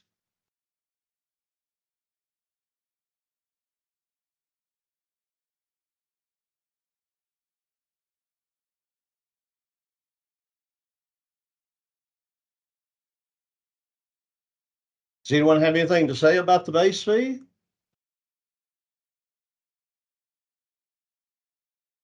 Do you think? Oh, this is Don Haynes with Florum USA up in Clarksville. And the base fee has historically been part of the program. the disadvantage to the base fee is, does it become so large as to disadvantage small entities? That's been the battle in the past. Is it where's a reasonable place to put it to cover base costs for the division, yet not being overly burdened to a smaller company? Right. And I think that's why they're looking at all these different options, so they won't have to revisit fee increases as quite as often. Thanks for that comment, Don. Anyone else? Hey, Rudy, this is Chanda Foley with TBA. And Sure. obviously, being such a large entity, you know, we would agree with the base fee, just without saying how it would affect small industry. I'm in agreement with what he said, that, you know, that definitely is impacting on our small companies. So you feel like there should be some type of base fee? Does most Yes. everybody agree with that?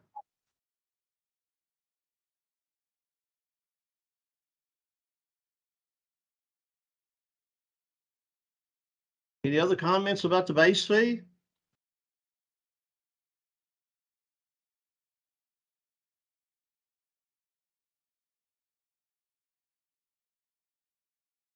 Okay, let's move on to the next one. Morgan, if you put that in, and it's addressing the minimum fee. And again, is this one going to be supported by the future fee structure? You know, if you believe that yes, it would be part of the future fee structure, should the minimum fee be removed?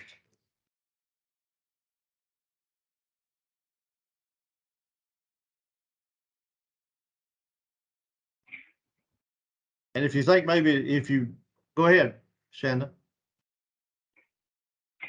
No, I think that this is, once again, something everyone's accustomed to and should probably remain. Yeah. Well, I mean, yeah, I guess if you said yes, it should be removed, then you'd have to, it would ask the question, should the base fee be increased to make up for the loss of revenue? So I guess you have to look at it that way, wouldn't you?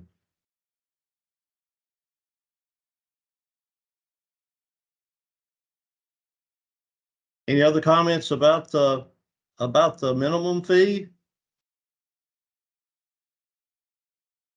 Anybody feel like it should be removed?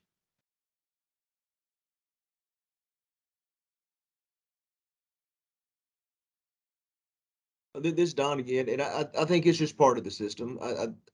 Again, where the levels are set becomes the challenge, but to have a base and a minimum, I think it won't be shocking for that to be in there. I think that it's an easy one. It's an easy one to keep. Okay, fantastic.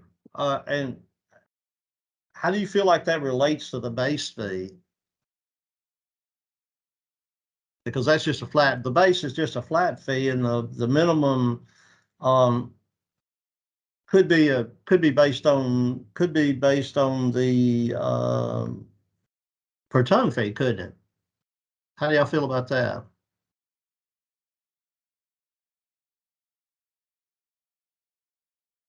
Like everybody likes to keep the minimum then.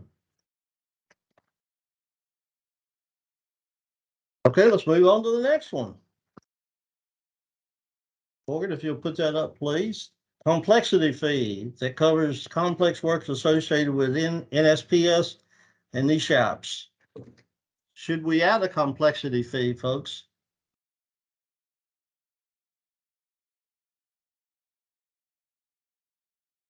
This is Sean Keene with Hageness Corporation.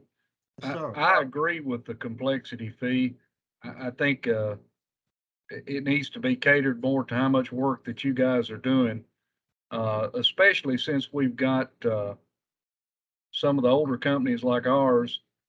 Once you get established, you know, those type of fees tend not to come back up as much. And we bore the burden for a long time on the other fees. I think it's only fair to, as new companies come in, that they get saddled with stuff like that. Okay, other thoughts? Shanda? Rudy, I think that consistently, if you look at the assessments of the other states, that this is something that they're encompassing in their fees. And I certainly agree that it's something that we should really look at. I think it makes perfect sense. Okay. Thank you for that. This Other is Don comments? again. Yeah, Don, and go ahead. To add some complexity to the complexity fee, I, we can't treat a generator the same as a petrochemical plant. You've got a HON rule and an emergency generator, both have federal programs, but they should be treated very, very differently to make sure that there's some fairness and equity across the board there. Okay. Thank you for the comment. Other comments about the complexity fee? You know, how would you base that? You know, for example, based on the number of federal programs applicable to the facility, based on the number of sources at the facility, based on the complexity of each federal rule. I heard someone mention that based on the amount of time it would take to review something. How do y'all feel about that?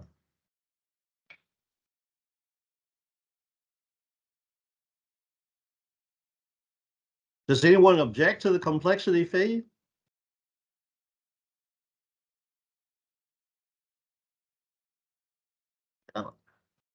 Okay, well, we're just walking right along.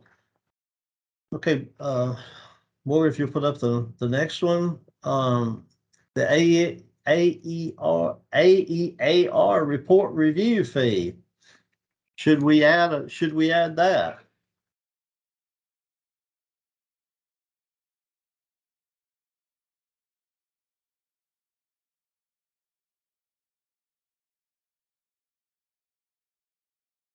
And basically, I had to school myself on that a little bit.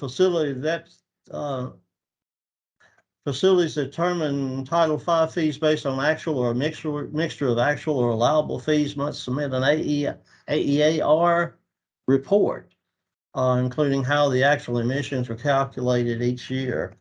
So do you think that a fee for that would be good for having to review that report?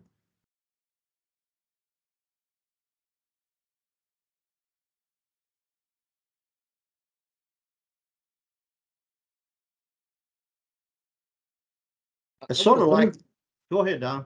I would have thought that was a known requirement that would be included in the per ton or the base or what, in that if you're gonna do actuals and there'll still be a per ton actual fee, then that's quote unquote included. I would have thought.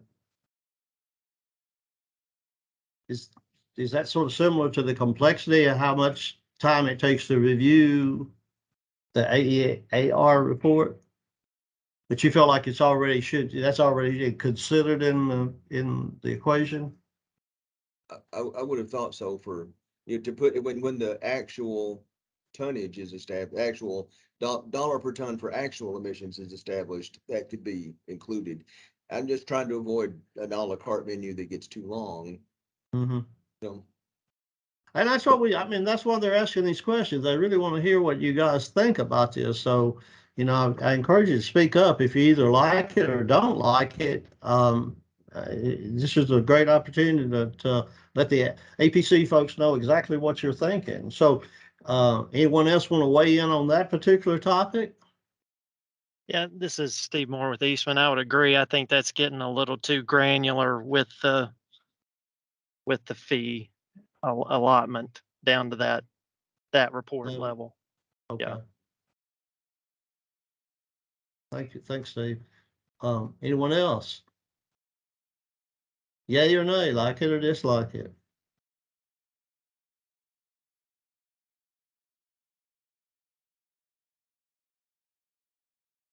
Okay. What about an acid rain permit fee? Should they add an acid rain permit fee? Morgan, you put that up if you don't mind. There again, that's another fee, isn't it?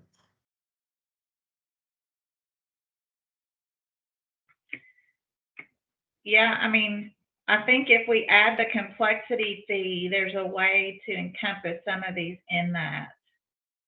Good point. Good with point. avoid additional administrative work. Okay. Okay. Yeah, I would agree. I think you got to be careful there not to double dip on if you're going to have the complexity fee and then charge separate fees for some of these other things. I think you're getting hit twice for the same thing. Yeah. Good thoughts. I guess it's all in the way you interpret each of those. I guess it could be an either or type situation too. Whether you have those individual fees or an overall complexity fee. Any thoughts on that? This is Jamie from UT Battelle at Oak Ridge National Lab. I personally think from just a administrative standpoint, having one complexity fee would be a lot easier for a bigger, I can only speak for a bigger facility, than having to request funding for every report. For us, I know specifically, it would be a lot easier if it was just rolled into one type of complexity fee instead of having to then send, multiple checks Okay, that's a good point. per report. Anyone else on that particular topic?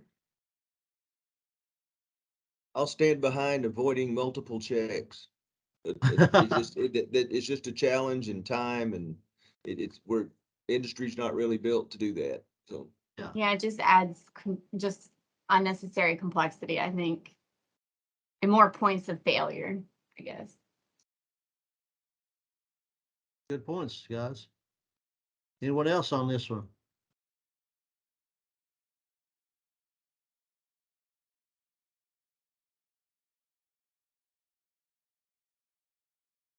Okay, in the same vein, I guess, what about a report review fee? This is Jamie again. I mean, I think that goes along with wrapping everything up into one complexity fee and not, looking at individual reports, because that should cover facilities that have or are submitting or required to submit more reports. Okay. Others? Yay or nay? I think it's a good time to vote which way you like it or not. The more people they hear from, the better. So please chime in. Let me know what you think about this.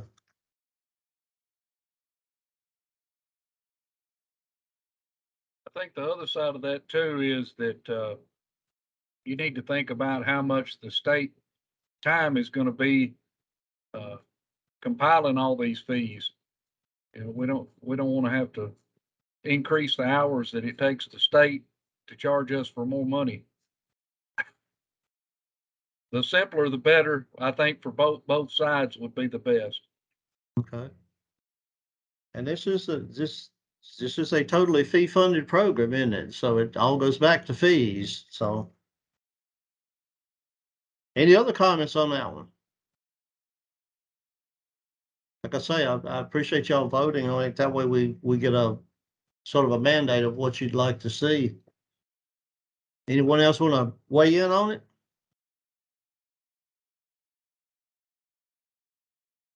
If not, we'll move to one more, which is an NSTAC continuous emissions monitoring audit fee. Basically, should there be a fee added when performing a CEM audit?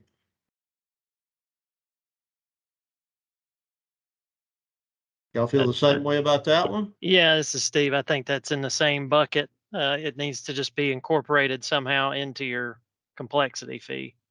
Okay. What about the rest of you? Anybody else want to weigh in on it?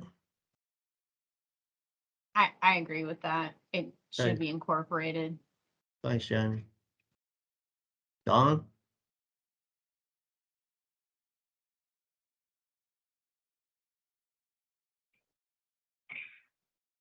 I think my takeaway here is, had we have voted against the complexity fee, then we may have wanted to encompass some of the others, but I think the real takeaway here is, if we do a complexity fee, we just need to make sure we make that one right. Okay. Well, like I say, if you were to say you didn't want the complexity fee, would you want these individual fees, or do you feel like that's back to what we've discussed of having just, too long a list of fees, basically.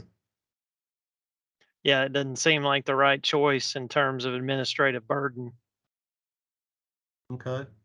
Yeah, I see the complexity fee in lieu of this detailed list. Okay. How many of y'all, I'm hearing, or at least this, my takeaway from this is that basically you guys think the complexity fee without all the rest of the fees, incorporate everything in the complexity fee would be the right way to go. Brian, I hadn't heard you say, what do you think? Hi, it's Brian Crawford with Premier, formerly Tate Lyle. Yeah, I would agree in concept with that, and that in essence we would have, if we're going to go the route of a complexity fee, there's no point in having this itemized list of all these individual fees for every aspect of interaction with the agency. So basically, that complexity fee would incorporate all of that in one fee structure, which is going to be complex in and of itself to do that. But yeah, Melanie, what do you think?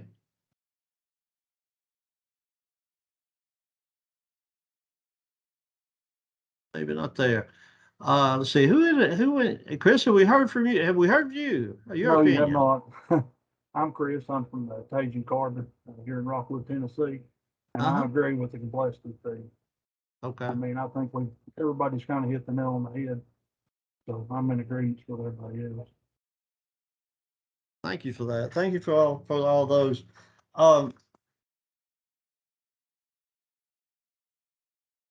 What about, and I apologize, looks like we're walking down the list of different fees. And what about renewal of operating permit fee?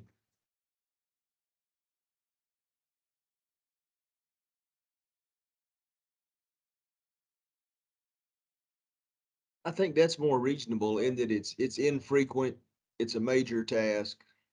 Mm-hmm. I think that's doable. Okay. Jamie? I'm sorry, Chanda, go ahead. No, I agree with that too. Fantastic. We should have. Okay. Melanie, are you there? I agree as well. Thanks, Yes, Chris. sir, I'm here. I'm Melanie Summerell from. Yeah, I agree with everybody at this.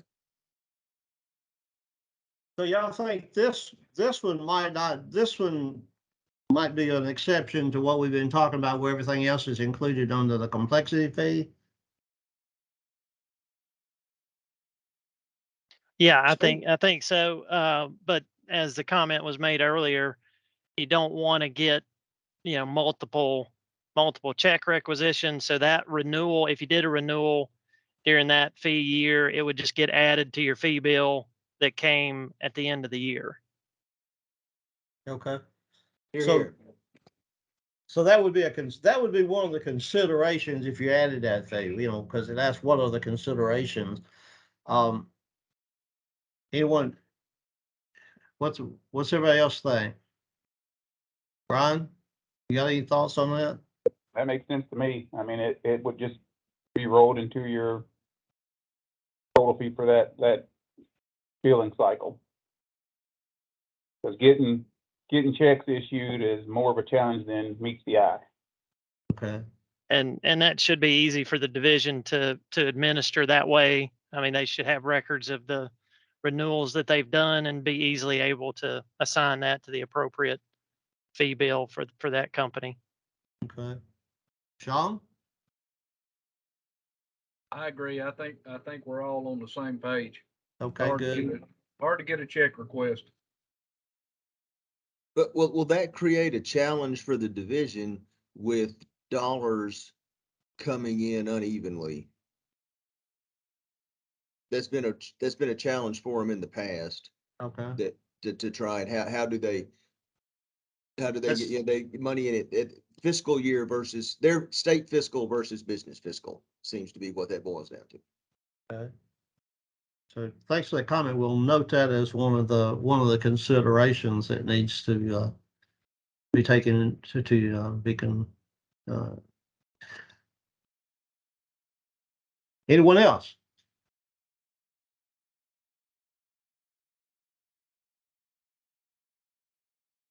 Okay. What about an emissions inventory review fee? And if you were to add an emissions inventory review fee, what considerations should TDEC use to set the fee?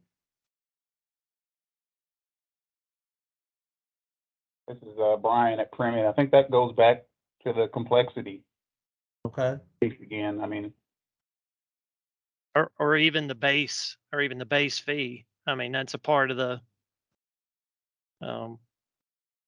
seems like standard operation of the division to review those inventories. If we feel that things like routine that we know, such as an emissions inventory review fee, and we feel that it's not being funded appropriately, then that probably goes back to the discussion for a slight increase in the base fee. Okay, so because a lot of companies have to do this annually, is that right? So the larger ones? Yes. So I mean, that's but I mean, some it's are far something more complex than others. okay. But I mean, it's something you know is going to have to be done, right? It's not a surprise. Anyone else got to weigh in on that one?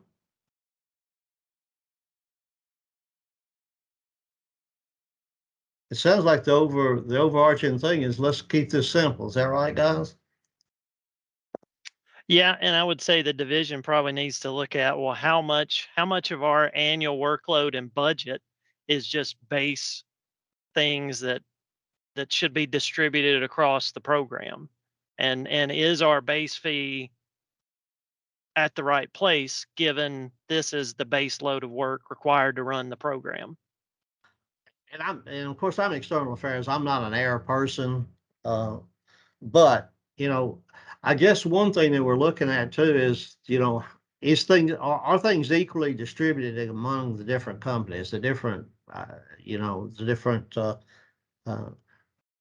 levels of involvement that you'd have to have. So I think that's something that they really wanted to hear y'all's feedback on. Would you rather have it parsed out like that, or? But it sounds like pretty consistently y'all are saying, you know, keep it simple, keep it as simple as we can. So thanks for that. Well, we will. Any other comments on that one? Because we're fixing to move into the variables. If not, we'll just walk right on. What about the dollar per ton fee? Is it supported by the future fee structure? Are there elements with this option that should be adjusted? Should actuals or allowables be removed from the options? Should the distinction between EGU and non-EGU fees be removed? And should fee payers provide more notice for when changes to fee payments will occur? Any thoughts on that, on the dollar per ton fee?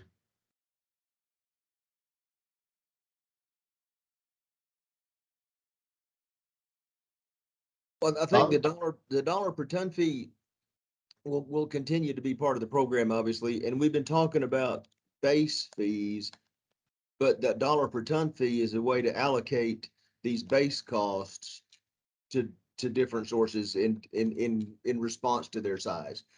So that it's, again, we go to some degree of equity for the larger sources pay more than the smaller sources, and some of these base things are rolled into that per ton fee. So Go ahead, Shannon. So it was my understanding that really the division was trying to drive up the non-variable portions and increase that percentage versus the variable portions. So is that good or bad, Shannon? Well, if we do the dollar per ton increase and we focus in that area, you're going to be driving up your variable once again. Okay. That's true, but I think once the complexity fee comes into play, then perhaps the dollar per ton will actually decrease on a per ton basis. Yeah, I think that's got to be looked at, and if you're adding in all these other non-variable fees, then that dollars per ton would adjust accordingly. You still got to have that element in there, but it wouldn't be as significant as it was in the past, which is, makes sense that you got to have a little more balance than they've got now. Okay. Are y'all saying if you increase the dollar per ton or remain the same? Because if you increase it, then you're going to be driving up concurrently with your non-variables. So both sides will increase. What would be your preference? Well, anybody chime in that was in that chamber meeting, but and this kind of goes off of what the comment was before we started this conversation, but someone in that meeting asked Michelle for like a core, I would call it O&M, but like a core amount that the division needs every year, whether that be salaries, benefits, whatever, what's in that core annual value, so that we can kind of have a reality of what has to remain and then what we need to increase. And based on her feedback from that, it's really difficult to come up with that core number. So, I mean, I don't know if that helps or doesn't help, but essentially, I don't know that that's easy to present that. So it's hard to say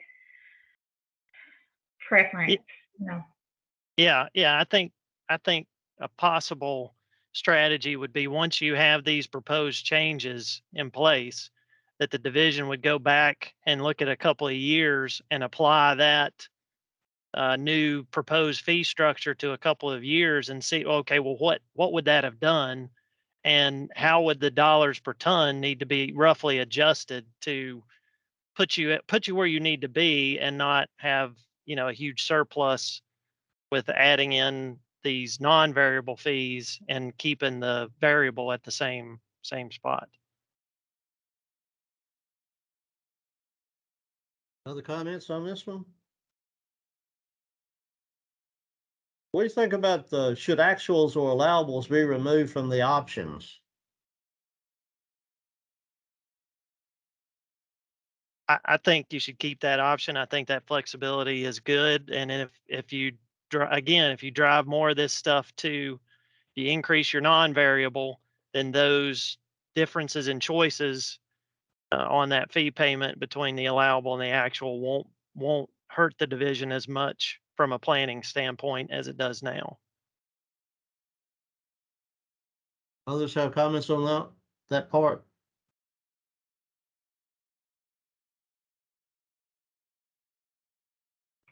I would agree with that. I think we need to keep both. I agree too. Okay.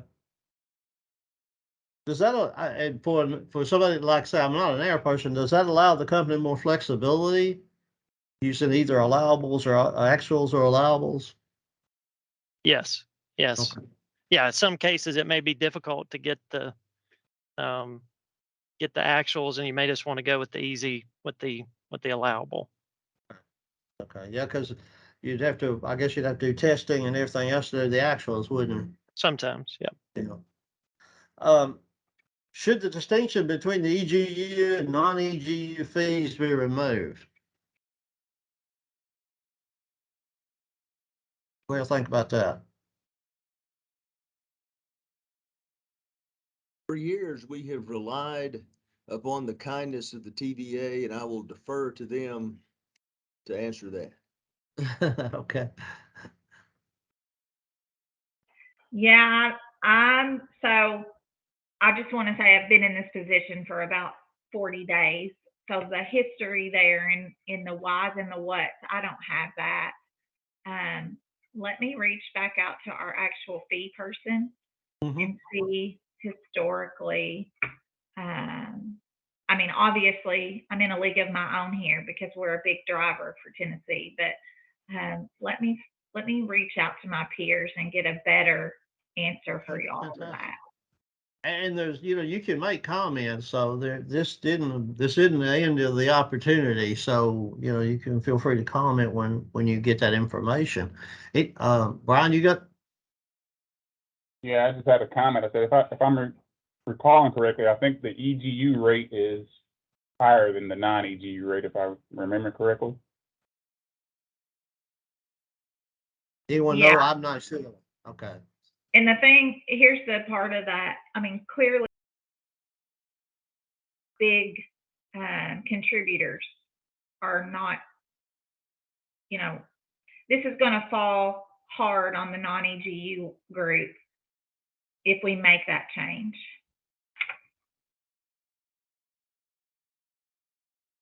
Okay. Yeah, Other I think we comments, need some, yeah, that'd be a good thing to know is, okay, here's what it would be if we kept that structure the way it is now. And then if we, eliminated that and the EGUs paid the same as the non-EGUs, here's what it would look like. Okay.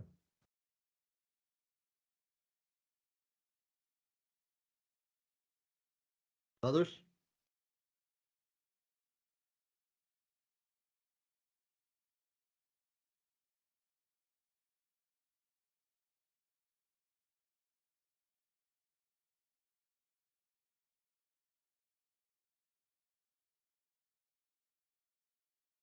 Should fee payers provide more notice for when changes to fee payments will occur?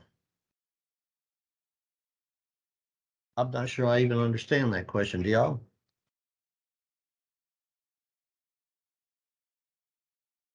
I'm not sure that's even possible, really, given the reason for those to change is market driver. Mm-hmm. I don't, I think it's gonna be, they can't give it enough, they can't give enough notice to the state that it would help their planning. Right. Okay. Right.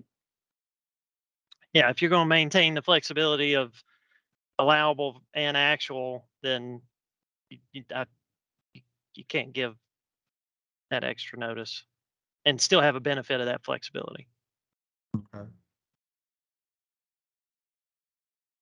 Other comments on that?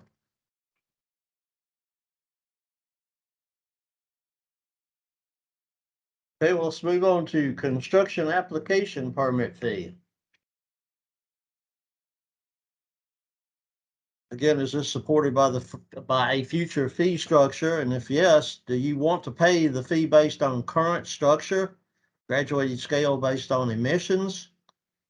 Do you want to structure the fee based on permit type, whether it's a PSD, non-PSD, non-obtainment NSR? Do you want the fee based on the total cost to reflect all the individual service costs required to process the permit? And please, well, let's just provide other information. Sorry, I thought that was another bullet. So what do y'all think about that? Do you want the construction application permit fee? Do you want to pay the fee based on current structure?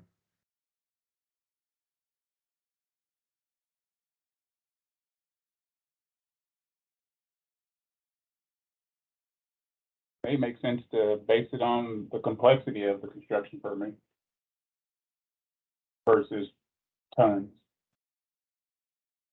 Right, right. It seems like, again, you don't want to get too granular with it. You've got at the top, you've got a non-attainment new source review permit is going to be your most complex. Then you've got your PSD permit, and then a minor source construction permit below that. So I agree with those three. Well, what up now? And correct me if I'm wrong. Currently, you actually look at what your expected emissions are going to be as far as the construction permit fee. Is that right? Yeah, and that like the comment was made previously, that may not be the best judge of the work that's involved with that. Yeah. Okay. That permit. And I think the division could look at, well, what's the average amount of time we're going to spend on a minor source construction permit, PSD, non-attainment new source review, and then propose a fee for each of those three. It keeps it simple and is reflective of the workload. Let me see if in my mind, I'm thinking, okay, is this like the difference between emission-based or complexity-based, or is that what we're saying here? Yeah, a little bit. Yeah. Okay. It's not all about the emissions in terms of the workload that a permit could require. I guess I always thought that sort of went back to the more you emit, the more you pay. So, but you don't think that's necessarily the best way? I know y'all are thinking. I can hear you thinking. Not always, not always. There's often where you could have a small emission source, but with hugely complex federal requirements. Okay. That's a pain to monitor, to administer. So Okay. yeah, it'd be it's not purely bigger is harder. Okay. Now, I think type of a construction permit fee in type, like originally discussed, based on the type of permit.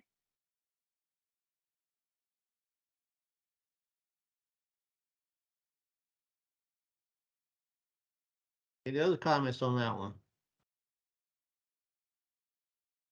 I don't want to wear you guys out, but I definitely really want to hear from y'all because I know the division's really wanting to know how y'all are thinking about all this. So feel free to comment on anything. Anybody else want to comment on that, on the construction application permit fee? What to look ahead on your list, do you have a minor mod fee on there? Well, there's an amendments and modification fee. That's actually the next one we're going to talk about. Okay. Okay. So y'all ready? You want to move on to the next one? Okay, amendments and modification fee. If you feel like this is something that would be supported in the structure, which type of amendment modifications should have fees? Should it be construction permit amendments, significant modifications, minor modifications, administrative amendments, operational flexibility, 502B10 change, insignificant activity and exemption letters, and reopening for cause? And you should be able to see all this in the chat room. Morgan's putting all that in the chat. And basically looking at, well, what should TDEC consider in this particular situation? So back to your question about if that would be included. Go ahead with your thoughts on that. On that list you had, the only one that I would see as needing a fee would be a significant mod. Okay. And that triggered basically a PSD or a new NSPS or a new niche app, some major change. But to put a fee on the minor mod goes back to the check cutting problem, and it then kills the huge advantage of the minor mod to quickly respond to business change, to market change, and with having to throw that delay to get payment, accept payment. And so I think that would be a real deal breaker on the minor mod. And the others are pretty much insignificant. But the significant mod would certainly need, I think, consideration. Okay. So that would be in a opposition to the minor mod. I'm used to the term major mod, but there uses significant, I guess. And especially if it's pay up front. So for your construction permits, I think that definitely should be a pay with the application type fee. But those Title V permit change and maintenance type activities, again, if you just tallied that for the year and added it into the bill that comes for that fee year, then that would be the way to do that, so that we don't have to get a requisition for every little change that we want to make to that Title V permit. And then if a source doesn't make any changes that year, then they don't have any additional fees. Their permit stayed the same as it was at the beginning of that fee year. So y'all think this list would be dividing it out too fine? Is that more or less what you're saying? Stick with the major stuff. Yep. Yes. Okay. Okay. So anyone else want to comment on that one?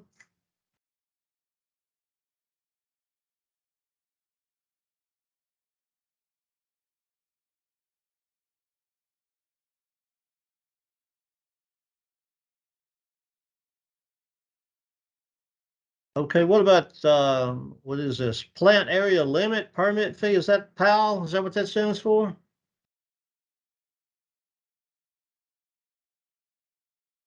Do you, if you think that's supported, do you want to add PAL permit fees paid per pollutant?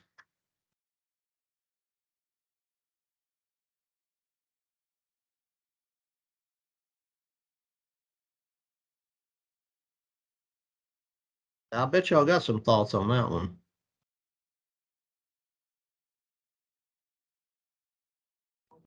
We need to ask Richard Holland. He's the only one I know with one. Yeah.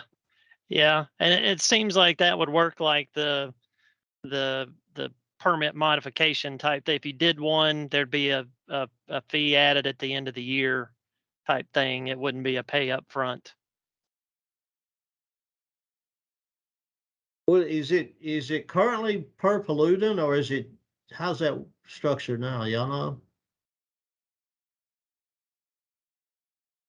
Is that a change is what I'm asking? If you went to PAL permit fees paid per pollutant, is that a change?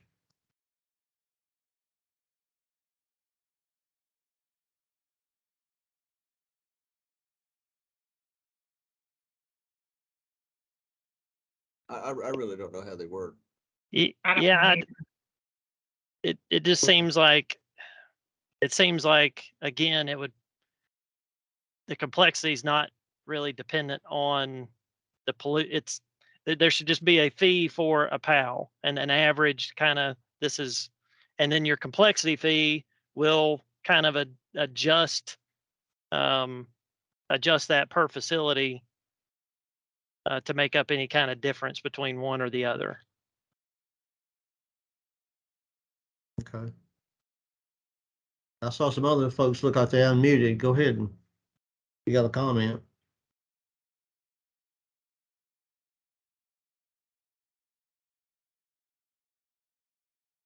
So y'all think there was just, I'm hearing that you don't really think that's a good idea to go to PAL permit fees based on pollutant. Steve, what'd you say? What do you say? Yeah, I think it should just be a flat, whatever the division thinks is a fair fee for setting one of those up. Chris? No, I agree with what Stephen just said. We don't have different pollutants here. I'm kind of lost on that one, but it should just be one set price. Jamie? Jamie, what do you think?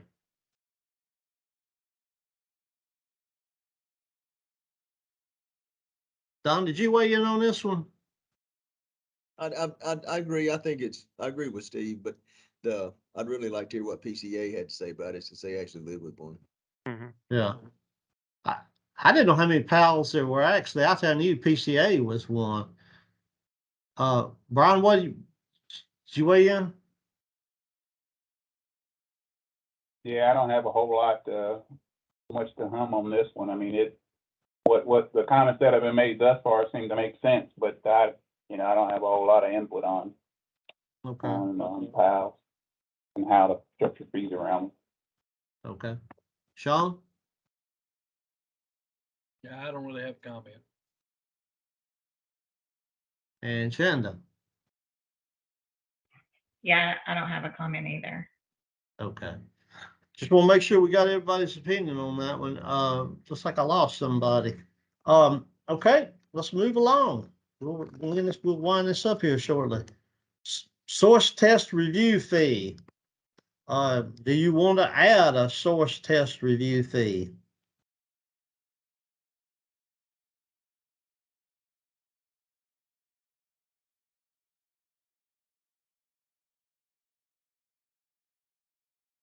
Things like this may either fall under complexity.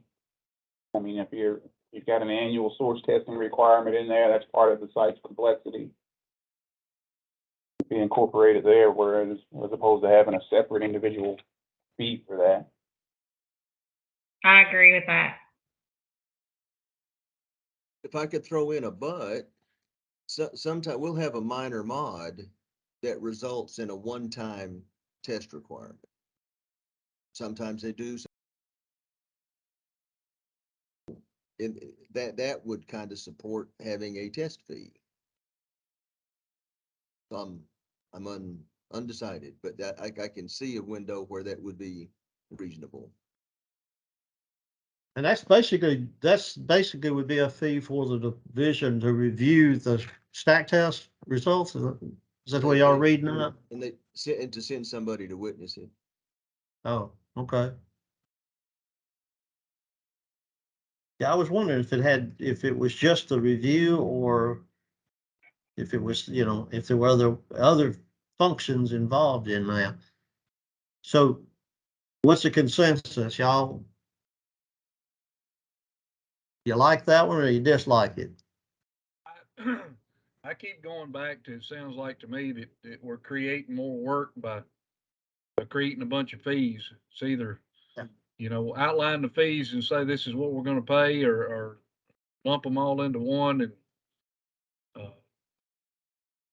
but don't create a bunch of extra work, which creates more jobs that we have to pay for. That's why we're here. That's what we want to hear your opinions. Okay. And I appreciate that.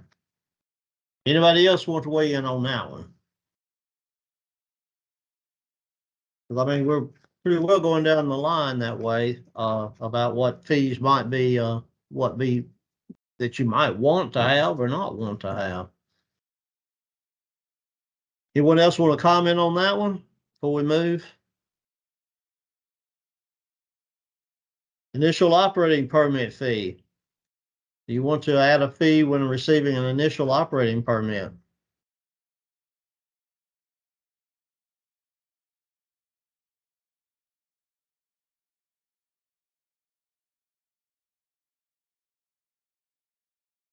I think like some of the earlier discussion, it's not real frequent. And it's a discrete task every 5 years for Title V. So sure, I think it's a reasonable opportunity to consider. I agree. Others? I agree with that. Since you're building on one after it's established, it makes it a little easier. So an initial one makes a lot more sense to me. Okay.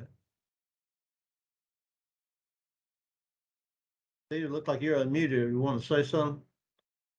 I've just stayed unmuted, but I agree. That's a little unusual and infrequent. So a separate fee would probably be warranted there. So that's one that y'all think might actually be workable, huh? Okay, request. Oh, I'm sorry. Go ahead. Yeah, Sean, yeah, and setting up the initial is as somebody else said, way more involved than a minor change to one that's already established. Okay. Thanks for those comments.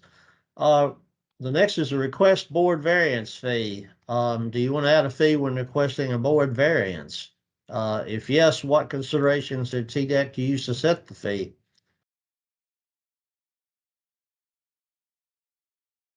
Seems a little granular to me on that one. Does that occur? Do you have to request board variances fee very often, guys? They're pretty rare and generally not complex. They're straightforward as a rule. I would agree with Steve. Don, you sound like we're way off in the distance. Did you say you agree with? You think that's a good one, or? No, I agree with Steve that it's granular too much. Okay. It's not that big a deal. Okay. So you feel like it's just adding too many fees?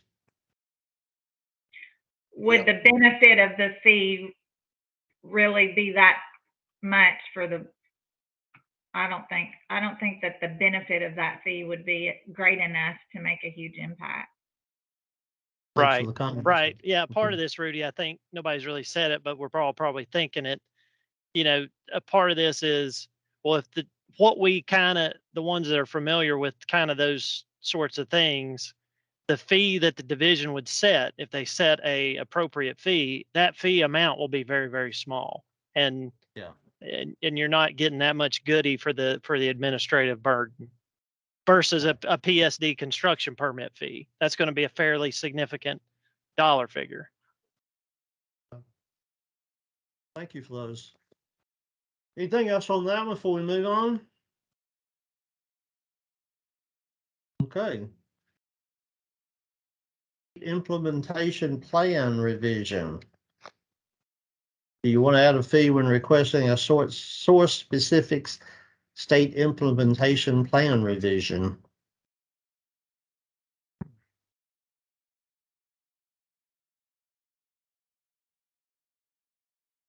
I would say yes, in that it's very rare, and my first thought is it's a big effort. I think yes too.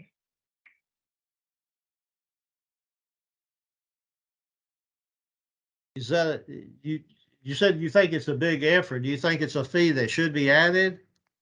Yes, and Okay. I think so. Okay. Don, I saw you unmute. What, do you have something? No, that was me. That I think yes, I think it's a reasonable fee. It's a big effort. Okay.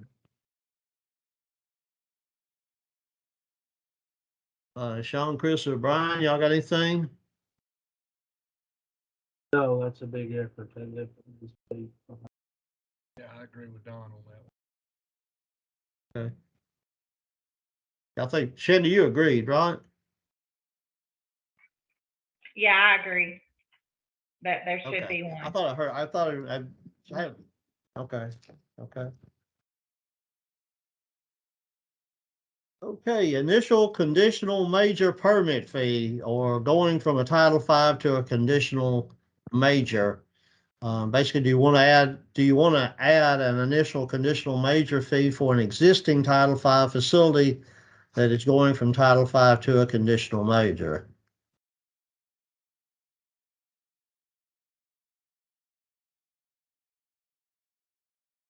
I mean, they've already got a Title V permit. I don't know about that one. I don't know if an individual fee for that would be warranted. Because they probably already you paid a higher fee for the Title V than you would the conditional major, I guess. Yeah, but I would think it's the last chance to get a Title V money bite before they go into the minor source world. So I'd be tempted to have a fee. Don, would you say that again, please? I would be tempted to have a fee for that, just because it's the last opportunity to get Title V money out of them before they go into the other program. Into the conditional major. That is a good point. If they fell out of the Title V fee structure for that year, that would be potentially an issue. It would be a loss. I guess it'd be a loss of revenue to the department, to the division, wouldn't it? Yeah, and it kind of goes back and reflects a comment from earlier where you were talking about challenges, like one of the questions was around pre-notification for a change in fee. I don't remember how it was worded, but anyway, that kind of supports that. It would be a somewhat of a notice to the division that there was going to be a futuristic impact. Okay. Now, most of you, the comments have been pro this one, hadn't it? So is anybody opposed to this one or think it's not a good idea? No, I agree with it. I'm actually considering the conditional major, because we're getting to be a real small generator here at our site. So we're kind of on the fence, but if we should stay with Title V or go to the conditional waivers. It's gonna take some legwork on my end, and it's gonna take some legroom on the state side as well, so they should be rewarded for their efforts. Okay. Well, that pretty much winds up the questions that we were going to pose. Now, does anybody have anything that you want to discuss that maybe wasn't included in those questions, or something that you think that you'd like to go on record of saying about the fee structure or the anticipated fee structure?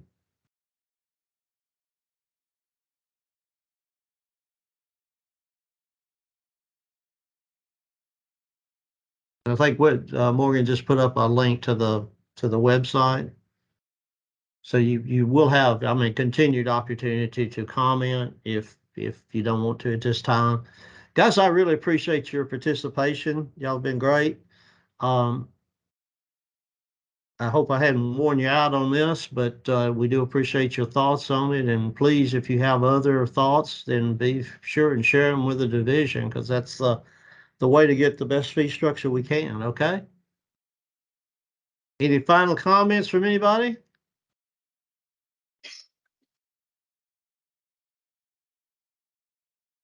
Thank you.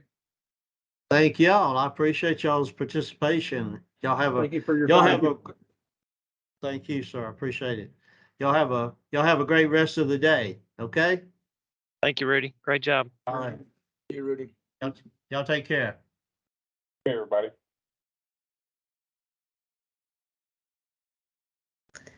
Hey, Rob. Hi, Jason. Glad you guys could join. I'm hoping we get some more people. I told Tara, I was like, I've only got a few people in my breakout. How are y'all today?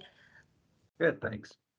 I'm good. Just a warning, I need to drop off in about 15 minutes. We've got a late notice of a mandatory all hands meeting. So Oh, okay. Well, we don't want to stand in the way of that. Is there anything specific, Bob, that you wanted to talk about? I know Michelle had mentioned you had been looking at some variable sources, I guess, in Michigan. yeah, we've been through this process in both Michigan and Missouri recently, but particularly Michigan, where they've had the same issue, utilities dropping emissions and other people dropping emissions. And where we ended up with was the fixed cost or facility fee, as Michigan calls it, became a bigger part of it. And we actually, I'm still learning the Tennessee program, but as we're just coming to Tennessee, but Michigan pays for a lot of things that may not be traditional Title V sources through their Title V program, opt-out sources or synthetic miners, for example. And under their base structure, those groups, even though they were covered by the program, paid much lower or no fees or lower fees. And part of the whole resetting of the fee structure was to make sure everybody that was part of the covered by the program contributed to the program. So it took a lot of effort to get them in and get a lot of base fees and per ton fees set up for those particular areas. Well, thank you. That's very helpful. I know Michelle and her team spent quite a bit of time looking at other states just to see comparisons. Like she mentioned in the opening, they had been looking at several comparisons. So I wanted to get some input on that, because I know that other states is very important to see what they're doing. Yeah, I sent Michelle and Jimmy there's several presentations that Michigan's agency put together. I sent them all those just so they had reference points of what was being discussed and what happened. So awesome. Thank you so much. A lot of the same issues. All right, well, I guess we'll go ahead and get started. I don't know whether folks just wanted to hear what Michelle said and drop off. I think maybe people are afraid to talk or afraid to have input, and it's always different when you do things remote. So a lot of people are used to it now because of COVID, but still people like that one-on-one, and they like being in person. So, we've been doing our hearings hybrid to try to engage both audiences. So here comes our folks. We have more people. May have lost a few. Welcome, everybody. Glad you made it over. I was looking for, I was let Tara know I'm not seeing everybody, so glad you can make it over. I want to go ahead and get started though. With our team, we're going to start with the variable options, and Michelle talked about that quite a bit on that last slide. She was talking about the variable and what was allowable there. So that's really what we're going to start with today. And I can go ahead and throw this, I can go ahead and share my screen if you want and throw that back up there. Oops. There we go.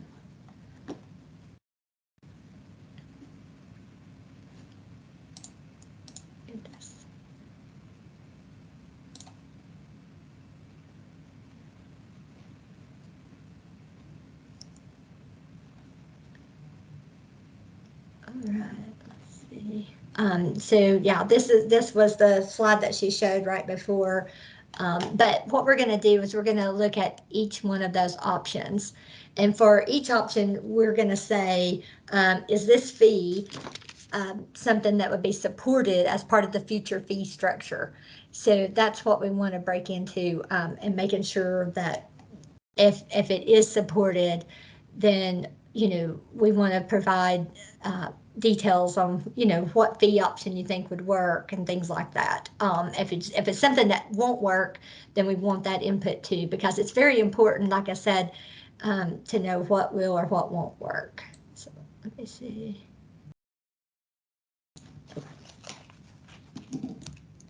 Hold on just one second.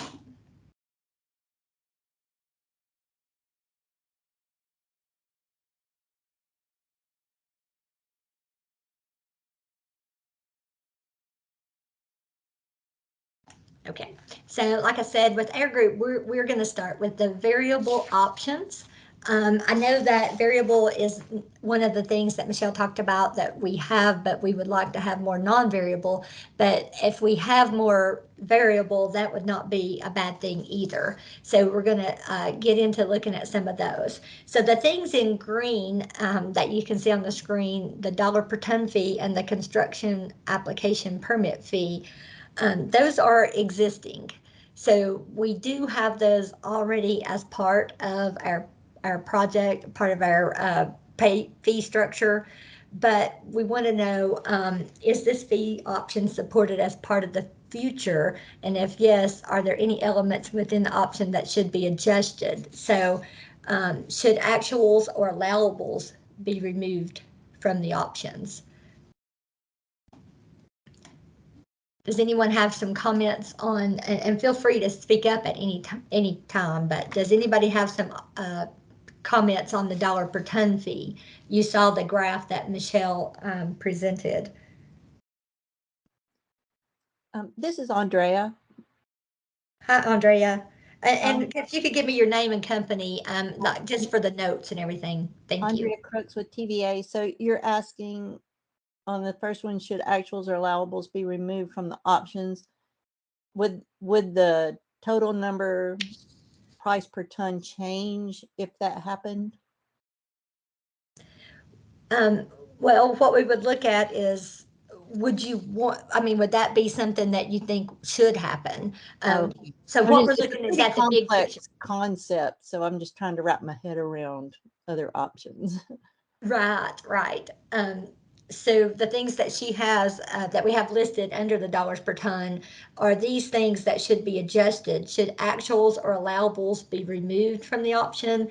Should the distinction between EGUs and non-EGU fees be removed? Or should fee payers provide more notice for when charges to fee payments will occur? So there's things that can be changed. So what they're saying is this is a variable existing fee, the dollar per ton, but are there changes that you think could be made that might help with the variable part? So is there a fee that you guys are just against, or are y'all accepted of the dollar per fund per ton fee, do you think it's acceptable the way it is?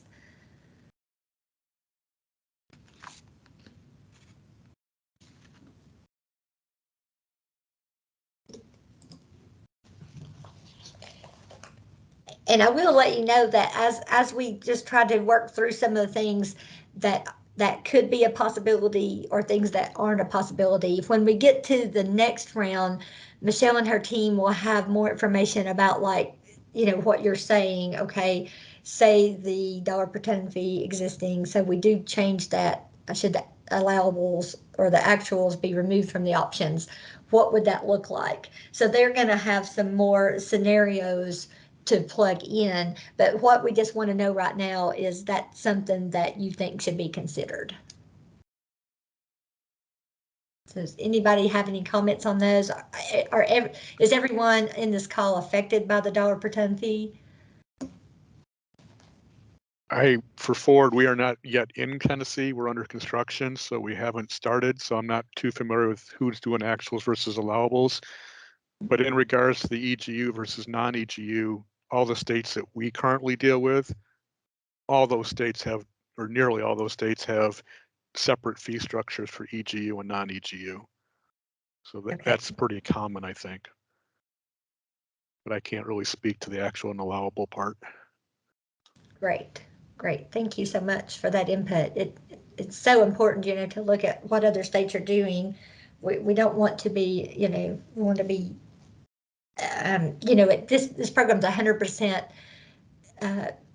funded through the companies. It's funded through our permittees. So we want to, that's why we need your engagement. We want to make sure this is something, if we move in certain ways, that it's something that's acceptable or more amenable than something that we don't want.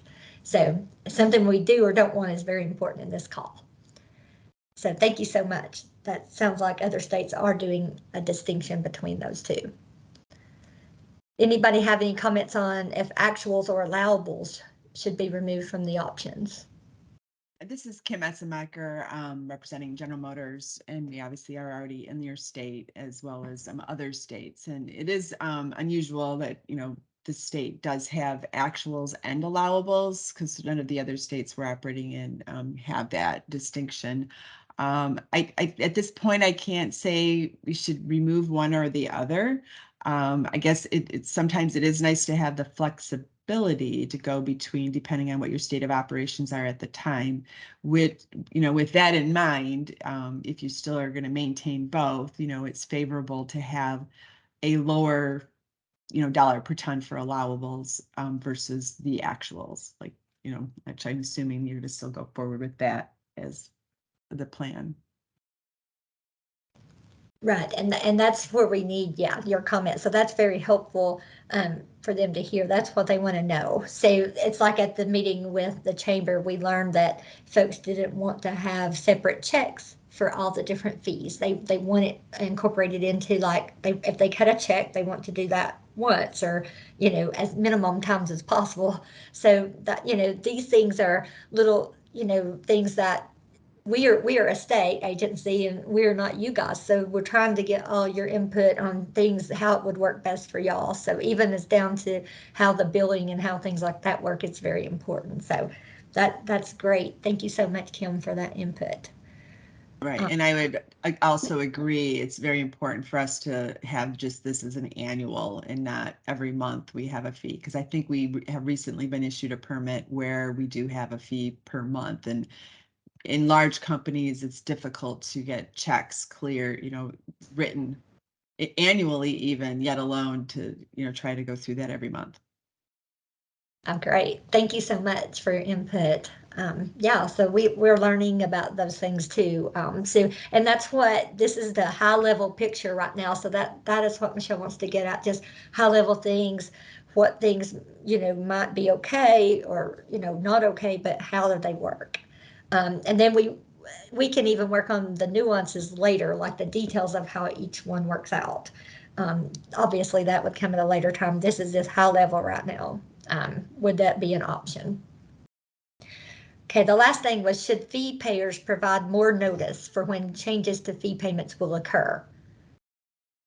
say like the calendar versus physical, the actual versus allowable. Jan. Yes. This is Andrea from TVA, Andrea Crooks. So going back to that first one, and I'll lead back to the one you just asked. If actuals or allowables, if the option were removed, would the state move to an invoice type system like other states do based on our emission inventory that's submitted? And if that's the case, that would make that last question kind of go away. But I'm just curious about, what the options, is it a wide open slate here, or do y'all have some ideas in mind based on your discussions with other states and other entities? So I'll listen. Yeah, yes, ma'am, Andrea. Thank you so much for that input. And yes, it's a wide open slate. Michelle, the director, we were talking the other day, and she was like, we don't have set options, or we don't have specifics that we want to see. We just want to be sure to fund it. We don't want to have to go back every year and take everybody, the air board and everyone, the legislators, the people that have to go through the process every time that they have a fee change. We just want to have something in place, she said, that's more consistent, that we don't have to go back and forth and use staff time to do every year. So it is wide open. She is open to those suggestions. And how would it work better for you if they did remove those options? Would that be worse, or like you said? So we love your input on what system you think would work better for you.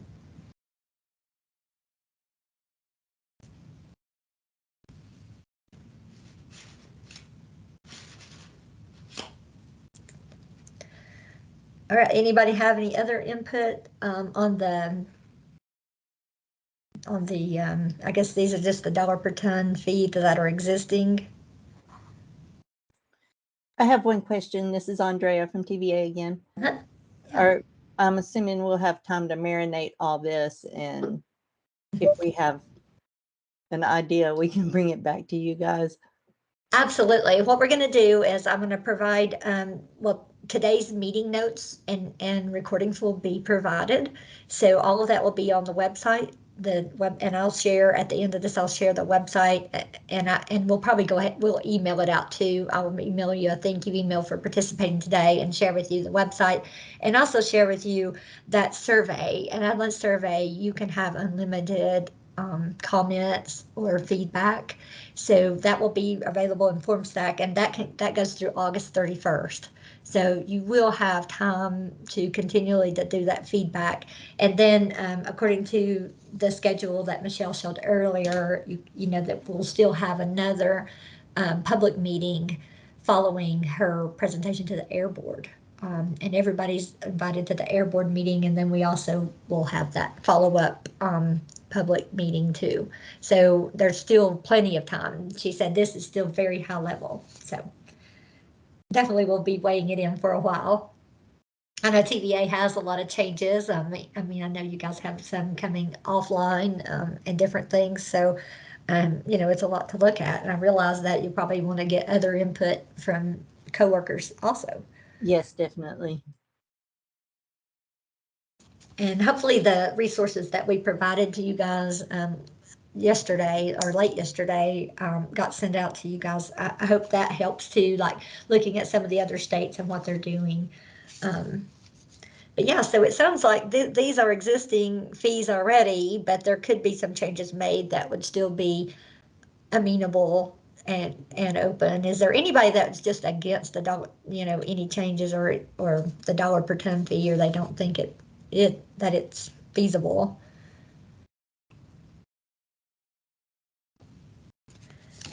All right. Well, the second one that we look at today, I'll go ahead and just switch over here, is well, first we have the construction. Sorry, I need to go back to the construction. The other column there is the construction application permit fee. So is this fee, and it is an existing fee, is this fee option supported as part of the future fee structure? What do you guys think about the construction application permit fee? Well, Title V sources don't pay it now, do they? And who is this speaking, please? Mike Haverstick, Oh, yes, and you're with? Nissan. Okay, thank you, Mike. I'm just doing that for our note takers so we can be Yeah, sure it's to fine. get this. Now, what was your question? Are they paying it currently? Yeah, I mean, if you're a Title V source, you just submit your construction permit. There's no fee associated with it. It's included in the Title V fees. Right, so, let's see. Yeah, she's saying the current Title V fee structure is a construction application permit fee, which is a graduated scale based on emissions. Yeah. So it's a fee that's due when a facility submits an application to construct a new source of air pollution or modify an existing source. The amount of fee is based on the anticipated maximum emission rates and ranges from $100 to $5,000.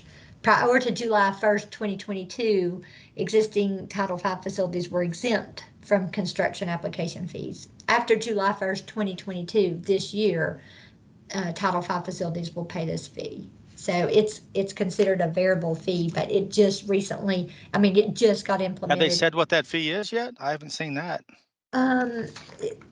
Let's see.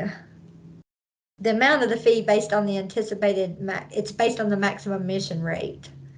So that will be based on that specific rate, it sounds like.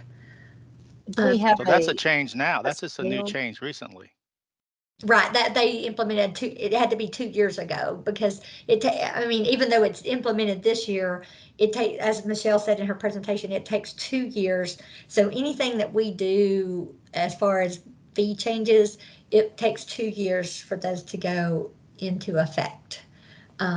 Just for the length of time it takes to get it approved through all the legislative and various processes through state government, and then it's required to have a year notice before it goes into effect. That's what Michelle was saying in her presentation.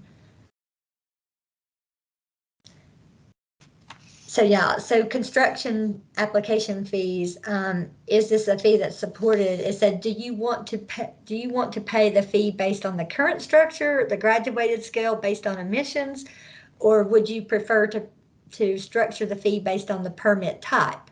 So a PSD, non-PSD, non-attainment NSR, which would you prefer if you were selecting those? And then some also, do you want the fee based on the total cost to reflect all the individual service costs required to process the permit? See, some people want the cost to be evaluated according to, how much work the permit is, like, how much is involved in the permitting process. How are you going to determine that? Well, that's why we're getting input from folks. Is this something that would be feasible? I mean, we have a workload analysis that they do, the staff have in place every year. So the workload analysis helps to identify, which types of permits, are more time consuming, which ones require more staff time. This is Kim from General Motors, and in our experience, I mean, many states have, PTI type fees, and I would think you could maybe structure it in a way by number of emission units. And obviously, there's, if you're coming in and you're just permitting something that's, one couple different emission units, and they're fairly simple, then, I would think you could find some kind of structure, number of emission units, is there any MAC applicability for the sources or NSPS and so forth. But it's not unusual to have, PTI fees. And in states where they don't have PTI fees, and of course, Michigan is one of those, then, you end up, though, having much higher Title V emission fees. So it's sort of a balance.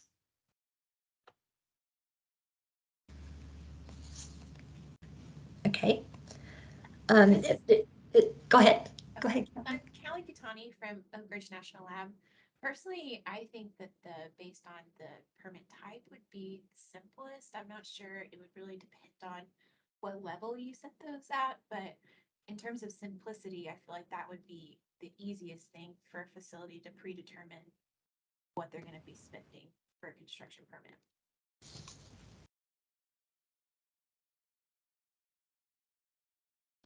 Great. Any other comments or input on that?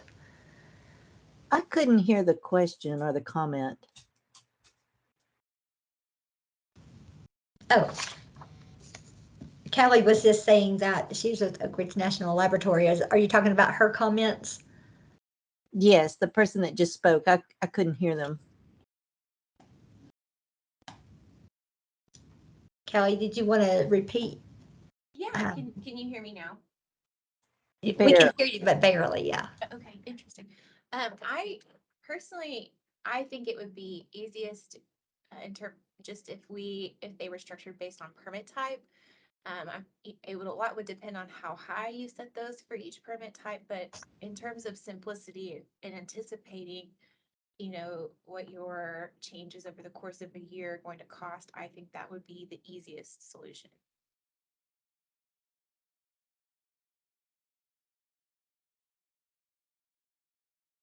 Thank you. Yes, thank you so much. Are there any other comments on the construction permit application? Jan, this is Andrea again from TVA. So the changes that were established 2 years ago, do we have an idea of what the range or what the basis for those might be? Is it based on source numbers or types of, what's that based on for the construction permit applications? It says it is are you talking about the cost, the amount of the fee? Yeah. Just the amount of the fee. General idea. It says the amount of the fee is based on the anticipated maximum emission rate and ranges from $100 to $5,000. So the max for a construction permit application would be $5,000. Yes. Okay, I got you. I thought you said that earlier, but I didn't catch everything. Yeah. Yes, and existing Title V facilities were exempt from that fee. So that is one fee that will take place, starting July 1st, it wasn't implemented. So, but that's for new sources. So just to clarify, after in July of this year, will existing Title V sources have to pay that fee for construction permits? It just says for a new source or modification of an existing source. So it sounds like just newer modification. Okay, thank you. You're welcome. And again, Jimmy and his team will be on the next meeting too, so they can provide even more information there. But yeah, this is the information they provide me concerning that fee. So those are the details of it. This is Mike Haversick again. I would like to just keep it as simple as possible. Whatever you can do to make it where you don't have to write checks all the time. I'd rather just have one check and then more than one check. It's just so hard to get the checks through the purchasing system and everything. Yes, and thanks so much for that feedback. That's been really good feedback. Heard that at the chamber meeting as well. And so, as the state agency, that's why it's so important for us to have these meetings and to sit down with you guys. And we will record the comments. We're going to prepare a report of each of the breakouts to the air pollution control team, so they can take all these things into consideration before they even get down to some choices or some options. So this is great as they look at the structure, because like when they looked at other states, many of them did it different ways. And some of the folks at the chamber were saying, well, we don't want to do it like this state because of the way they processed it, either with the fees or different things. And so we want to make ours as simple as possible for sure. So that's really good input. I'd really like to second that. Again, this is Callie Katani from the Oak Ridge National Lab. The less checks that we have to write would be the best situation for us. I don't know if you had to have separate charges, if you could charge them all at one time of the year or something, but it would definitely be simpler for us if there was just one or minimal checks to cut. Great. Definitely noting that. And I have Tanya and Wendy on here taking notes. So thanks, girls, for taking notes. This will be great. And again, that's what they want to hear. They want to hear what you guys want. That's why we wanted it open. We wanted it where everybody felt free to speak up and talk. So I appreciate all the input for each of these. Okay, so the next one. The next one is amendments or the modifications fee. This is not an existing fee. This would be something new. So they're asking is this fee option supported as part of the future fee structure? If yes, which type of amendment should have the fees? Would it be construction permit amendments, significant modifications, minor mods, administrative amendments, operational flexibility, 502B10 change, insignificant activity or exception letters, or reopening the calls? So that's what they're wanting you to consider. If we have an amendments or modifications fee, would that be something that you guys would support, or is this a fee that you would be against?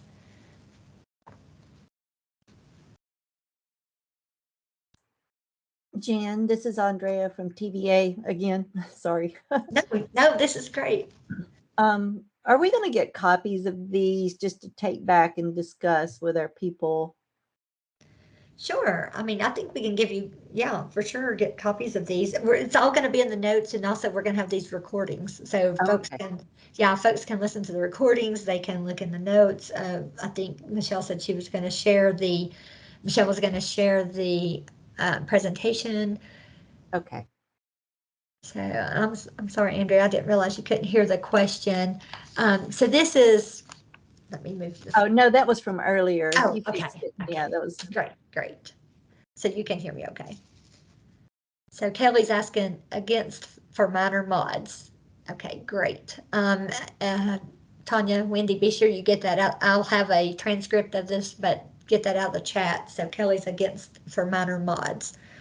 So yeah, that's what they're saying on these amendments for the modifications fees. Which ones would you be for or against? So we have a no for minor mods from Kelly. This is Kim from General Motors, and I guess my comment on this would be, supporting construction permit amendments, which is much like a new PTI fee. But for all the other minor mods, and administrative amendments, the smaller type items, I think, that this would just complicate it. And if you're trying to streamline and make this simpler, that certainly wouldn't with that very large list. But for significant modifications and construction amendments, I would think that might be reasonable. Okay. Thank you. This is Mike Haversick with Nissan again. I agree. Having to have fees for all these little minor things is just hard to deal with. There's so many changes that happen and you're trying to deal with it. Those should just be covered in the regular emission fees. Now, I agree with Kim on the big projects where you get new potential to emit permits, then yes, that I could agree to that. Great. Jane, this is Andrea again. It also adds an element of time on those smaller things that, getting a check cut and all that stuff. So I tend to agree with those folks, but it's still, the other parts are something to consider. Okay, so it says, what considerations should TDEC use to set this fee? It looks like, you're focused more on the larger projects like a construction permit or a significant modification, not into the minor, the administrative. And then any other This is Mike again on that question. That should be considered part of just the regular emission fees. Now, we pay so much per ton, that should be included in that. That's how I'd look at it. And that's what the question here was, what considerations should TDEC use to set the fee? So I'm saying here that that should be part of the regular emission fees. So it sounds like you would potentially be, you would consider amendments or modification fees. It sounds marginally. It sounds like you would approve them for the larger projects, but also you're saying that it should be part of the regular emission fee, right? This is Andrea. I guess it all goes back to the answer to that very first question you asked. Mm-hmm. You know, which road y'all go down with this. Mm-hmm. And that's what we're asking, is this a fee that would be supported for you, from you guys, or do you feel like it would be something not supported?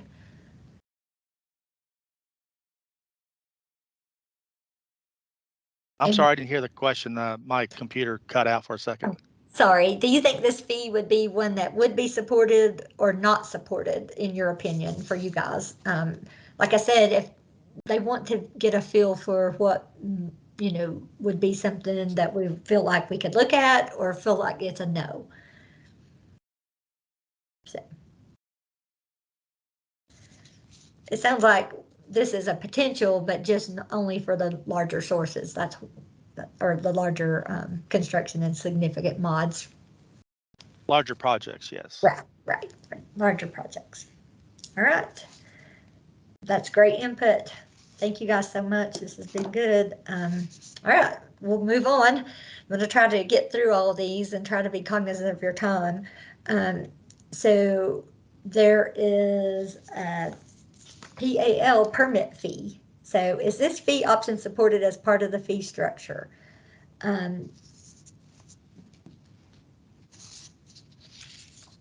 Does anybody have those? Are y'all familiar with those? This is Kim at General Motors, and yes, we do have a PAL. And then I guess the question is this an annual fee just because you have a PAL, or is this when you renew your PAL, which is, of course, they only have a 10-year, they have a 10-year time frame, which is a long period. Oh, okay. So, what they have here is, okay, if yes, do you want to add PAL permit fees paid per pollutants, or please provide any feedback you would like TDEC to consider when incorporating a fee into that structure. So if they had an extra fee for PAL, how would you want it to be? Or would you be supportive of it at all? Well, it's hard to support it when because when you have a PAL, you also have a Title V, right? So you have both. And it sort of is then making it, you know, counter to the reason of having the PAL is just for, you know, the ease of permitting. And it's almost like you'd be penalized for having a PAL permit because you're going to be just paying two fees now on your Title V and then also on your PAL. Okay. Unless you're having us pay less on our Title V, which then again, it complicates it. Right. That's good. That's good input. Anybody else have a PAL that they want to comment on?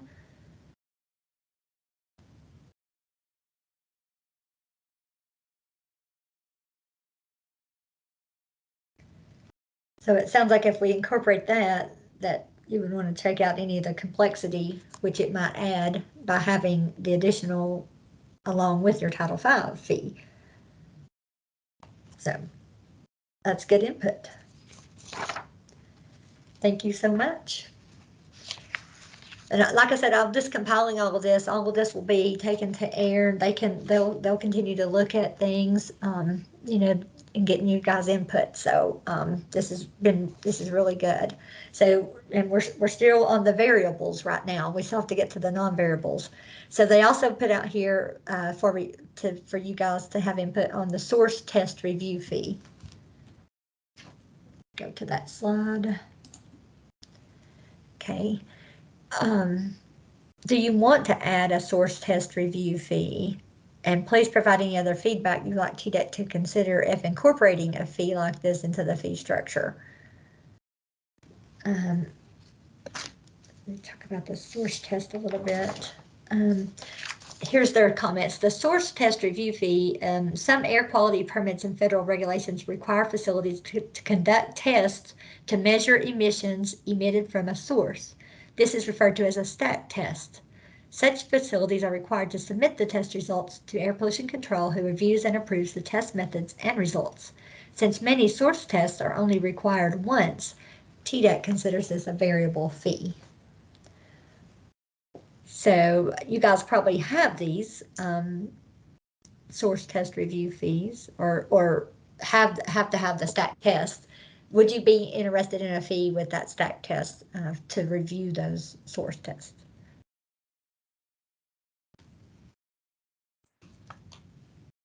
Jan, this Andrea. Andrea, good. Always count on me, right? Oh, this is great. I think this would depend on the type of source you have. For example, we have to do a lot of stack testing. So my answer would probably be a lot different than somebody that only does it once. I'll leave it at that. I would agree. This is Kim from GM. It's, that's really is variable depending upon the kind of source you have. I mean, there's, sometimes even federal requirements that cause you to have to do a lot more testing than others. And it seems like then you're being penalized for that. And again, this is complicating it, and the number of times you have to get checks cut. And adding time to the work process, et cetera, et cetera. Is there I'm assuming that eventually we're going to get to an acid rain one of these, right? I think so. All right. Well, segue. All right. Thank you for your input on the source test review fee. And I've been involved as a regional director. I've had some local facilities that have to do those, and so I've been involved with some citizens asking about different things with those. So I'm kind of familiar with those. The initial operating permit fee. So is this a fee option supported by you guys as part of the fee structure? Would you want to add a fee when receiving an initial operating permit? I have to say, I was surprised we didn't have that in place. So this is I have a hard time in my mind separating this from the construction application fee, because that's just the end of that process. And let's see. And what they have here is this would be a fee for a new facility to obtain their first Title V operating permit. It would also be required for an existing conditional major source that adds or modifies emission units so that allowable emissions exceed the major source thresholds. It's also required for sources that voluntarily relax production or emission limits that had been in place to make the facility a conditional major source. Well, I think this is Kim. I mean, from a standpoint of for a new source, so if you're already paying a fee for that PTI application, and then, if it is, well, obviously if it's major, you're going to roll it into a Title V. So it is a sort of like a double fee at the beginning and the end. Now, on the other examples you gave, you're right. If someone's already operating under a synthetic minor, but then they move to a major for Title V, then this is a fee, maybe you can break that out. But it doesn't seem that you should have two ends of it, at the application stage and then to actually receive it. Okay. Anybody else comments on that one?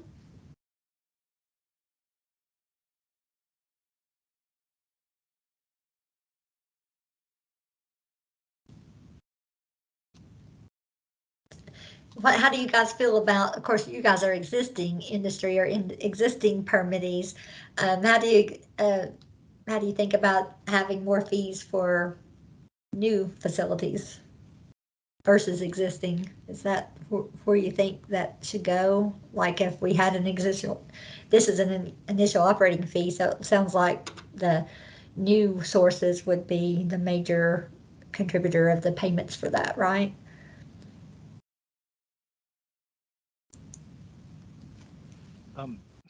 This is Mike Haverstick. I wouldn't want to charge new sources additional fees. We want more business to come to Tennessee, don't we? Yes, for sure. And that's That's great input. That's why I was throwing that out there, just to, get your input on those. Awesome. Thank you. All right, so we'll switch over to, I have a few more variables left. Yep, 3 more left. This is a request board variance fee. So is this fee supported as part of the future fee structure? So do you want to add fee when requesting a board variance?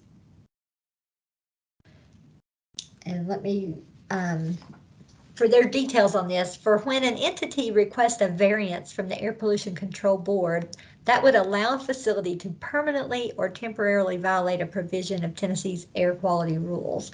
TDEC considers this a variable fee. Would you guys be supportive of these fees?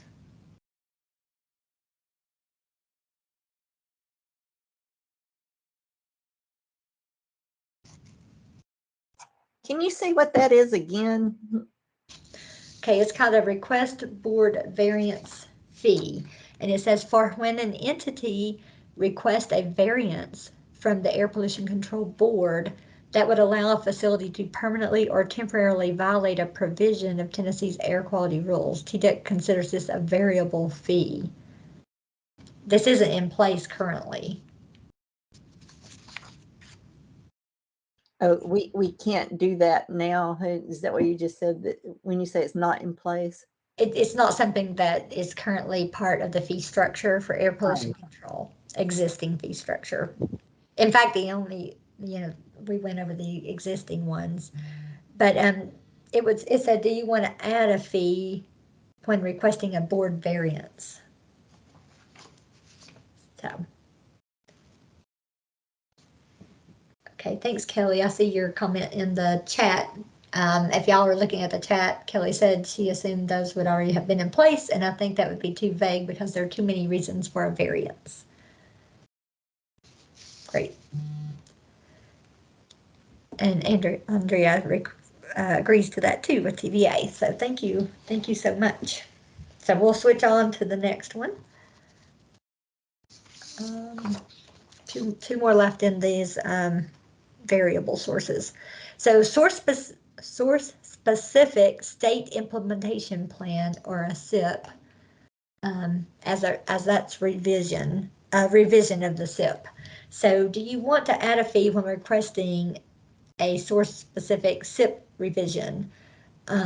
Please provide feedback you would like TDEC to consider. Would that be something you guys would support as far as a fee structure change? Is this something any of you guys have had to deal with?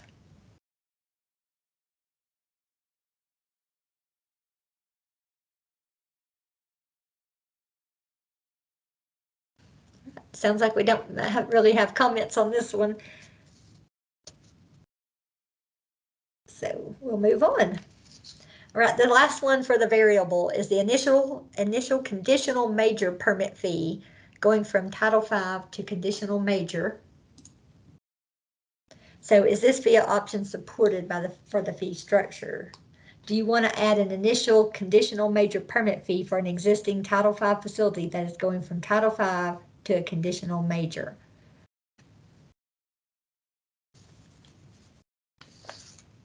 And I think this is, we have lost quite a few fees because of folks going from Title V to conditional major. So it says if an existing Title V facility removes emission sources, reduces production, or otherwise changes its operations so it can accept voluntary emission or production limits to reduce allowable emissions below the major source thresholds, it must apply for a conditional major operating permit. Since this transition from Title V to conditional major generally occurs once in the life of a facility, TDEC considers this a variable fee. What are your thoughts on that one?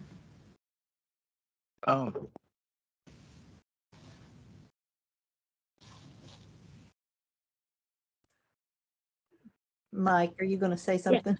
Yeah. I heard you start, Mike, and then I couldn't hear you. your computer, or you may be on mute, or your computer may have cut out. I'm sorry, I think my computer cut out, but I was saying, but don't you have to apply for a construction permit to do that? I'm not positive that you have to do that. They don't have that in the notes. So that would be, I can put it in the notes, and that would be a thing for AIR to look at. Are you saying if you have to apply for a construction permit, would you want to just consider that being? Well, yeah, you got to get a construction permit to change your limit. So if you want to lower your limit, you got to, apply for a construction permit, I thought.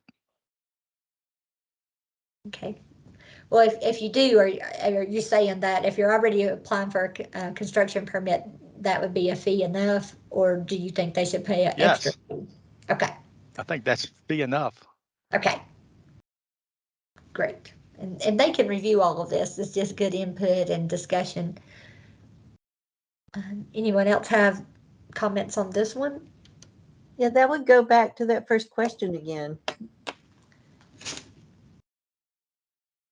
It just depends on which road y'all go down. Right, and how it would be allotted out, are you saying? Yeah. Well, and like I said, as they get to this next meeting, they'll have, hopefully after the board meeting and everything, they'll be able to come up with some other scenarios that will help us to better gauge, they'll have more specific examples. So that will be helpful to go to that next, but they can't get there without your guys' input here. So that's been this has been very helpful, because all of this helps them determine, what might be feasible and what would be easiest implemented for, and easiest for you guys to, like we were talking about that, one payment a year versus a lot of different payments. So hopefully we'll be able to get some good, and we already have some great feedback from this breakout. I'm proud of this breakout. We've got good feedback already. So thank you guys. Now we do have to cover the non-variable, and it looks like there's a few pages of those. So let's go ahead and get to these. I don't want to hold up your time more than we have to, but I'll stay here as long as we need to. The two things you can see on the screen now, the base fee and the minimum fee, these things are in green and they are existing fees. So these are what our air pollution control considers non-variable. So these are pretty reliable sources. The base fee, they're asking, should we increase the base fee? If yes, what considerations should TDEC use to set the fee? And please consider other feedback that TDEC should consider.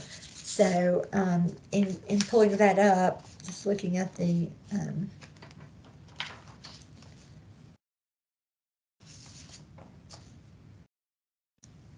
see if I can pull up the information about the, but I know all of you guys have the base fee and understand that. Do you think we need to make any changes? I guess that's what they're saying to the base fee.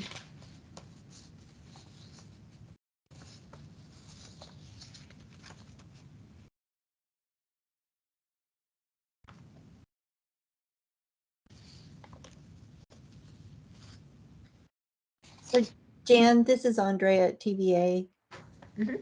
I think that I keep saying this goes back to the first question you asked, but I mean, it just depends on if the state wants to charge the buffet price or have us order off the menu, basically.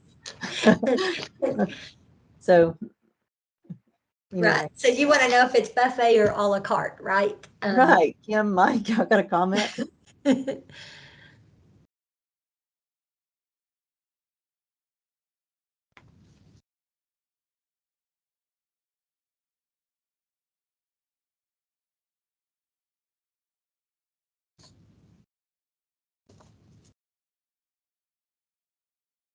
All right. So then just looking at it, the minimum fee, it's talking about should the minimum fee be removed from the non-variable base fee?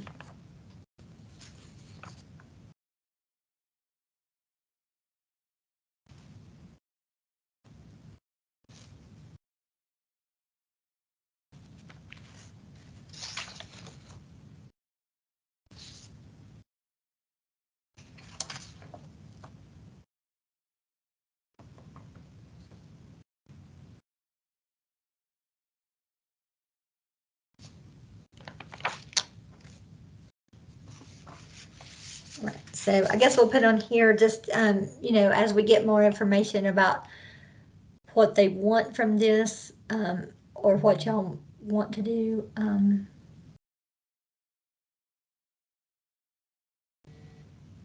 Okay, that's good, Kelly. I like that. Kelly says the base fee should be tied to the CPI in some way, so that we're not having to look for extra fees to make up loss of buying power due to inflation. Then there also needs to be more discussion on the details before agreeing to a fee. And for sure that would happen. This is way early in the stages. So, you know, this is just throwing it out there. If they remove the minimum fee, I know Jimmy and Air Pollution Control team are working on different scenarios so they can look at, you know, how many folks are affected by the minimum fee and, you know, things like that. So as we get into more of the details, that will help. All they want right now is, you know, is that something that could be applicable or could be used? And it sounds like we have some input that it is a potential, but we need more information, and also if there's a way to tie it to the CPI in some way, that might be good. You know, Michelle and her team can look at, you know, what things are feasible for air as well as we get into those. All right, now those first two fees were things that were already in place. These non-variable fees are options from reviewing other states, reviewing other suggestions. These are things that are options up in the air. So a complexity fee that covers complex work associated with the NSPS and NESHAPs. So is this fee supported? What considerations should TDEC use to set this fee if it is supported? So their example here is based on the number of federal programs applicable to a facility.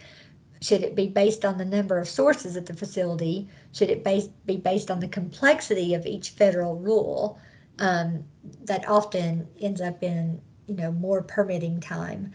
So is there any feedback on this fee, the complexity fee, that might be associated with those two programs, the NESHAPs and the NSPS?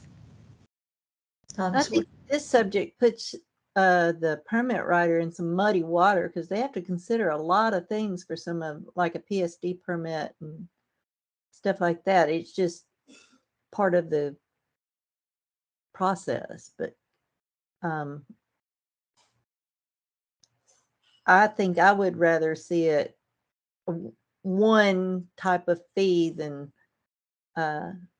nickel and dime in every action they take. Or that's what it seems like at first blush, but you know, I'd have to know more, obviously. Thank you. Anybody else have comments on the complexity fee?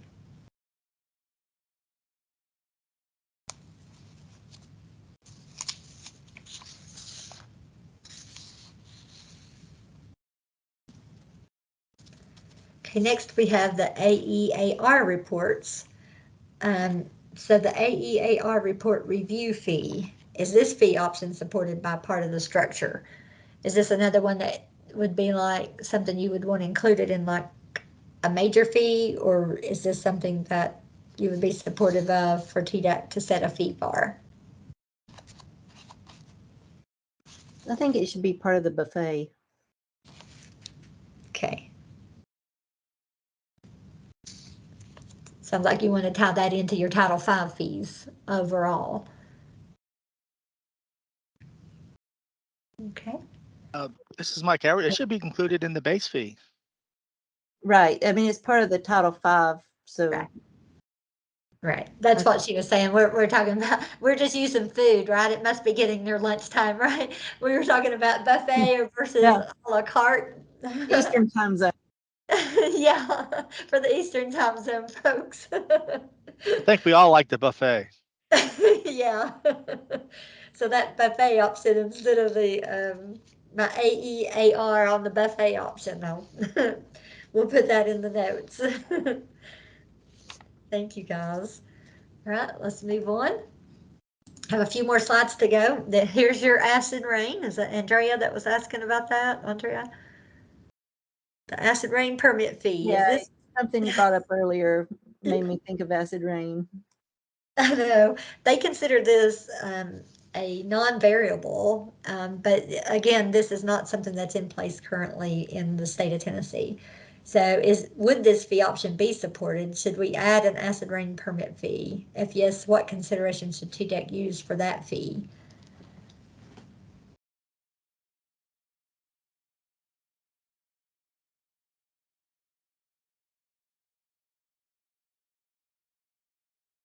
Any comments there? I'd have to think about that one. Okay.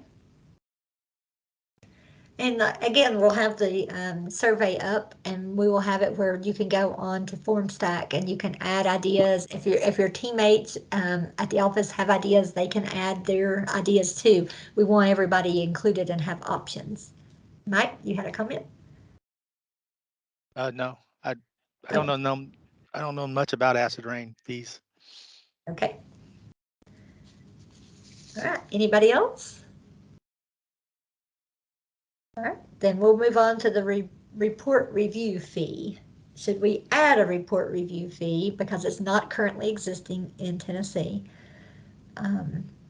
Is that something that would be supported as part of the fee structure from you guys? It should be part of the general program. Okay. The buffet. So that's another buffet one. Okay. Agree. All right. All right. The next one is in-stack continuous emission monitor. Get over to that slide. The CEM audit fee. So is this fee option supported for the future fee structure? Should we add a fee when performing a CEM audit? So this rolls in with the stack test item you asked earlier. Uh-huh.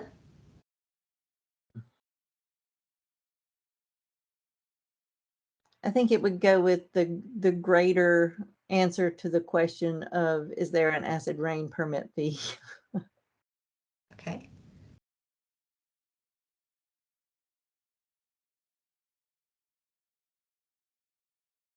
So, and if there is an extra fee, like if there's an acid rain fee or this audit fee going into place,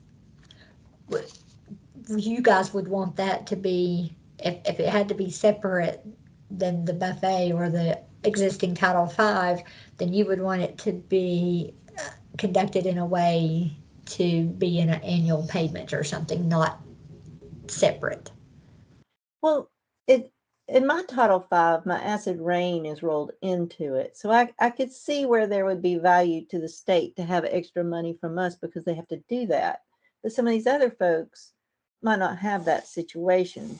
And that acid rain permit drives some of our stack testing. So of course that's going to be, we're going to use a little more resources for that. So yeah, we pay a little more, but we're an EGU and we already do that. So it's I have to pay more for a buffet because I'm a bigger guy, I guess. Right. Right. Okay, and Kelly said in the chat she's against. Kelly, are you against? Was that the acid rain or was that the audit fee that you're against?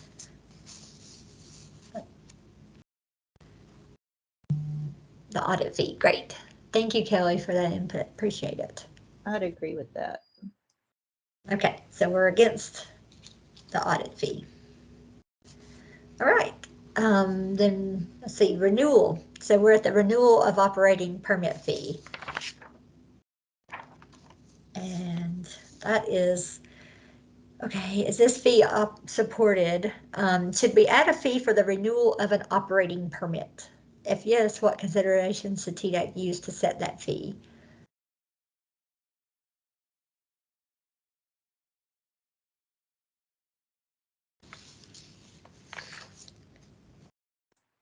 Is one of the items on the menu like an administrative type of fee that's minimal? Or is this going to be the whole round of how much we emit and all that again? Well, I don't think there's anything set. There's nothing Okay. set. I'm just wondering, what are we basing our logic on when we answer that question?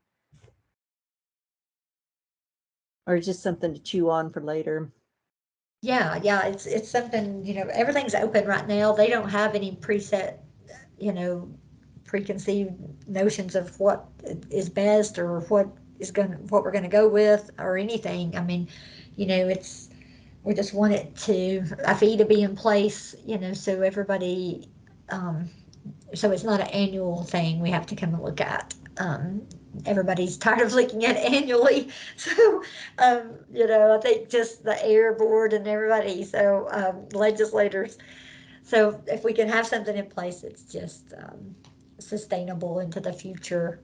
Um, I don't think that they have any preset. That's why we're getting input. This is early on, and you guys have already provided very valuable input, in my opinion.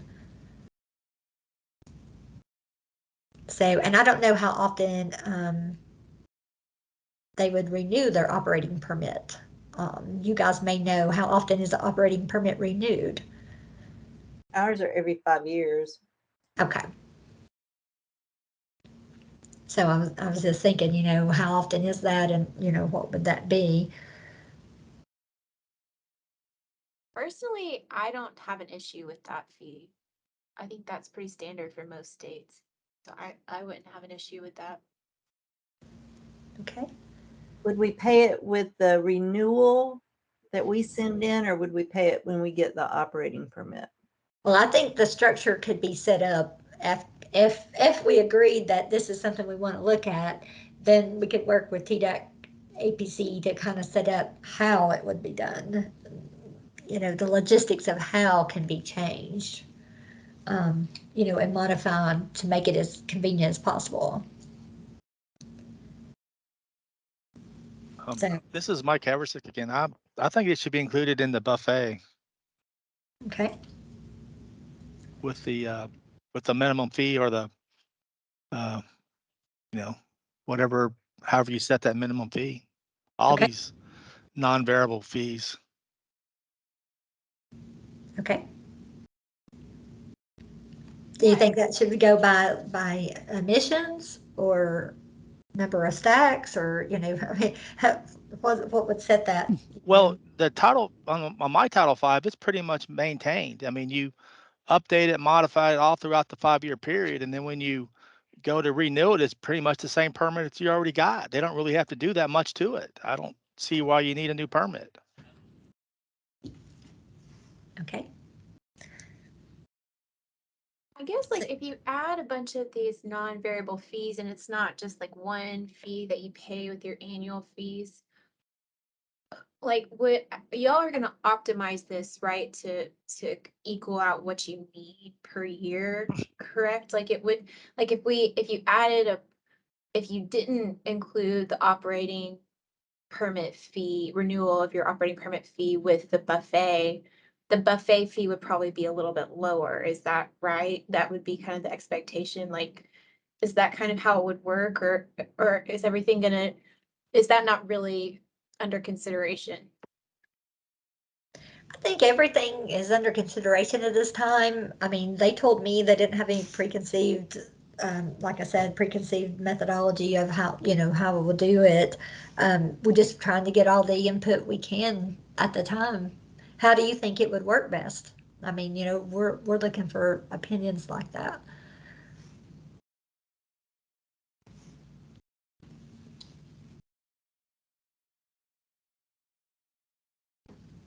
I mean, I kind of agree with everyone that I'd prefer to pay a buffet one-time fee.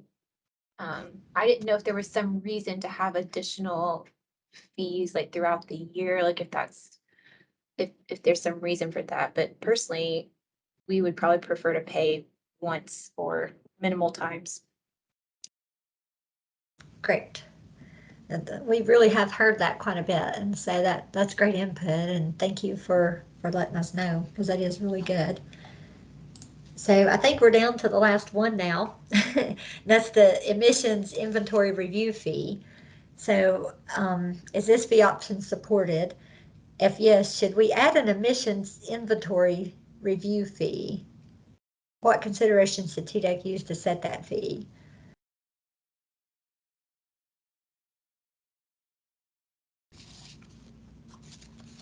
So I'm not sure if this is new source inventory, or I would think this would be an existing inventory. Do you guys pay these fees now? Are you familiar with them? This isn't a typical fee that we're familiar with at GM. Okay. We submit emission inventories, but I don't think we pay a fee for them. That comes in whenever I pay the emissions fees.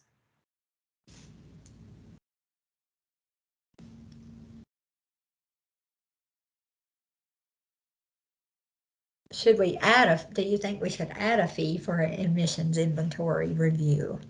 I don't know. At some point that becomes due diligence, I think, for y'all, just to make sure that you know what you're getting. Part of the buffet, I think Kelly said. Yeah, part of the base fee. We'll tell Michelle we were really hungry when we were doing this, and we're all on the buffet.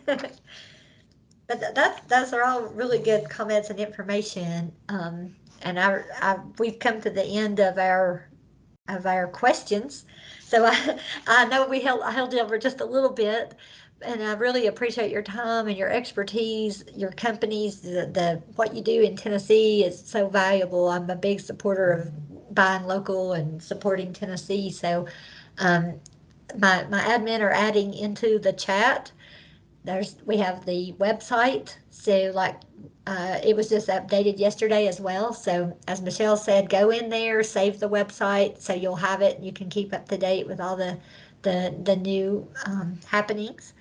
And then also the survey for today, if you can go in there, it gives you another opportunity, and please share that with your coworkers and others that you know that might be interested in completing that survey, to add any other comments or, just preferences. It doesn't have to be, and you may think of something a couple of days later, well, why don't they do it this way? And Michelle said it's totally open. APC is looking for input. I mean, so it's your opportunity, and I like that they're taking it to this level and letting our Office of External Affairs and my team work with them to try to engage the public, engage the people who are most involved with this, for your input. And it has been super valuable input today, and I've really enjoyed getting to meet you guys virtually. And I appreciate you continuing to work with us. So anybody else have any added ideas at the very end you want to share?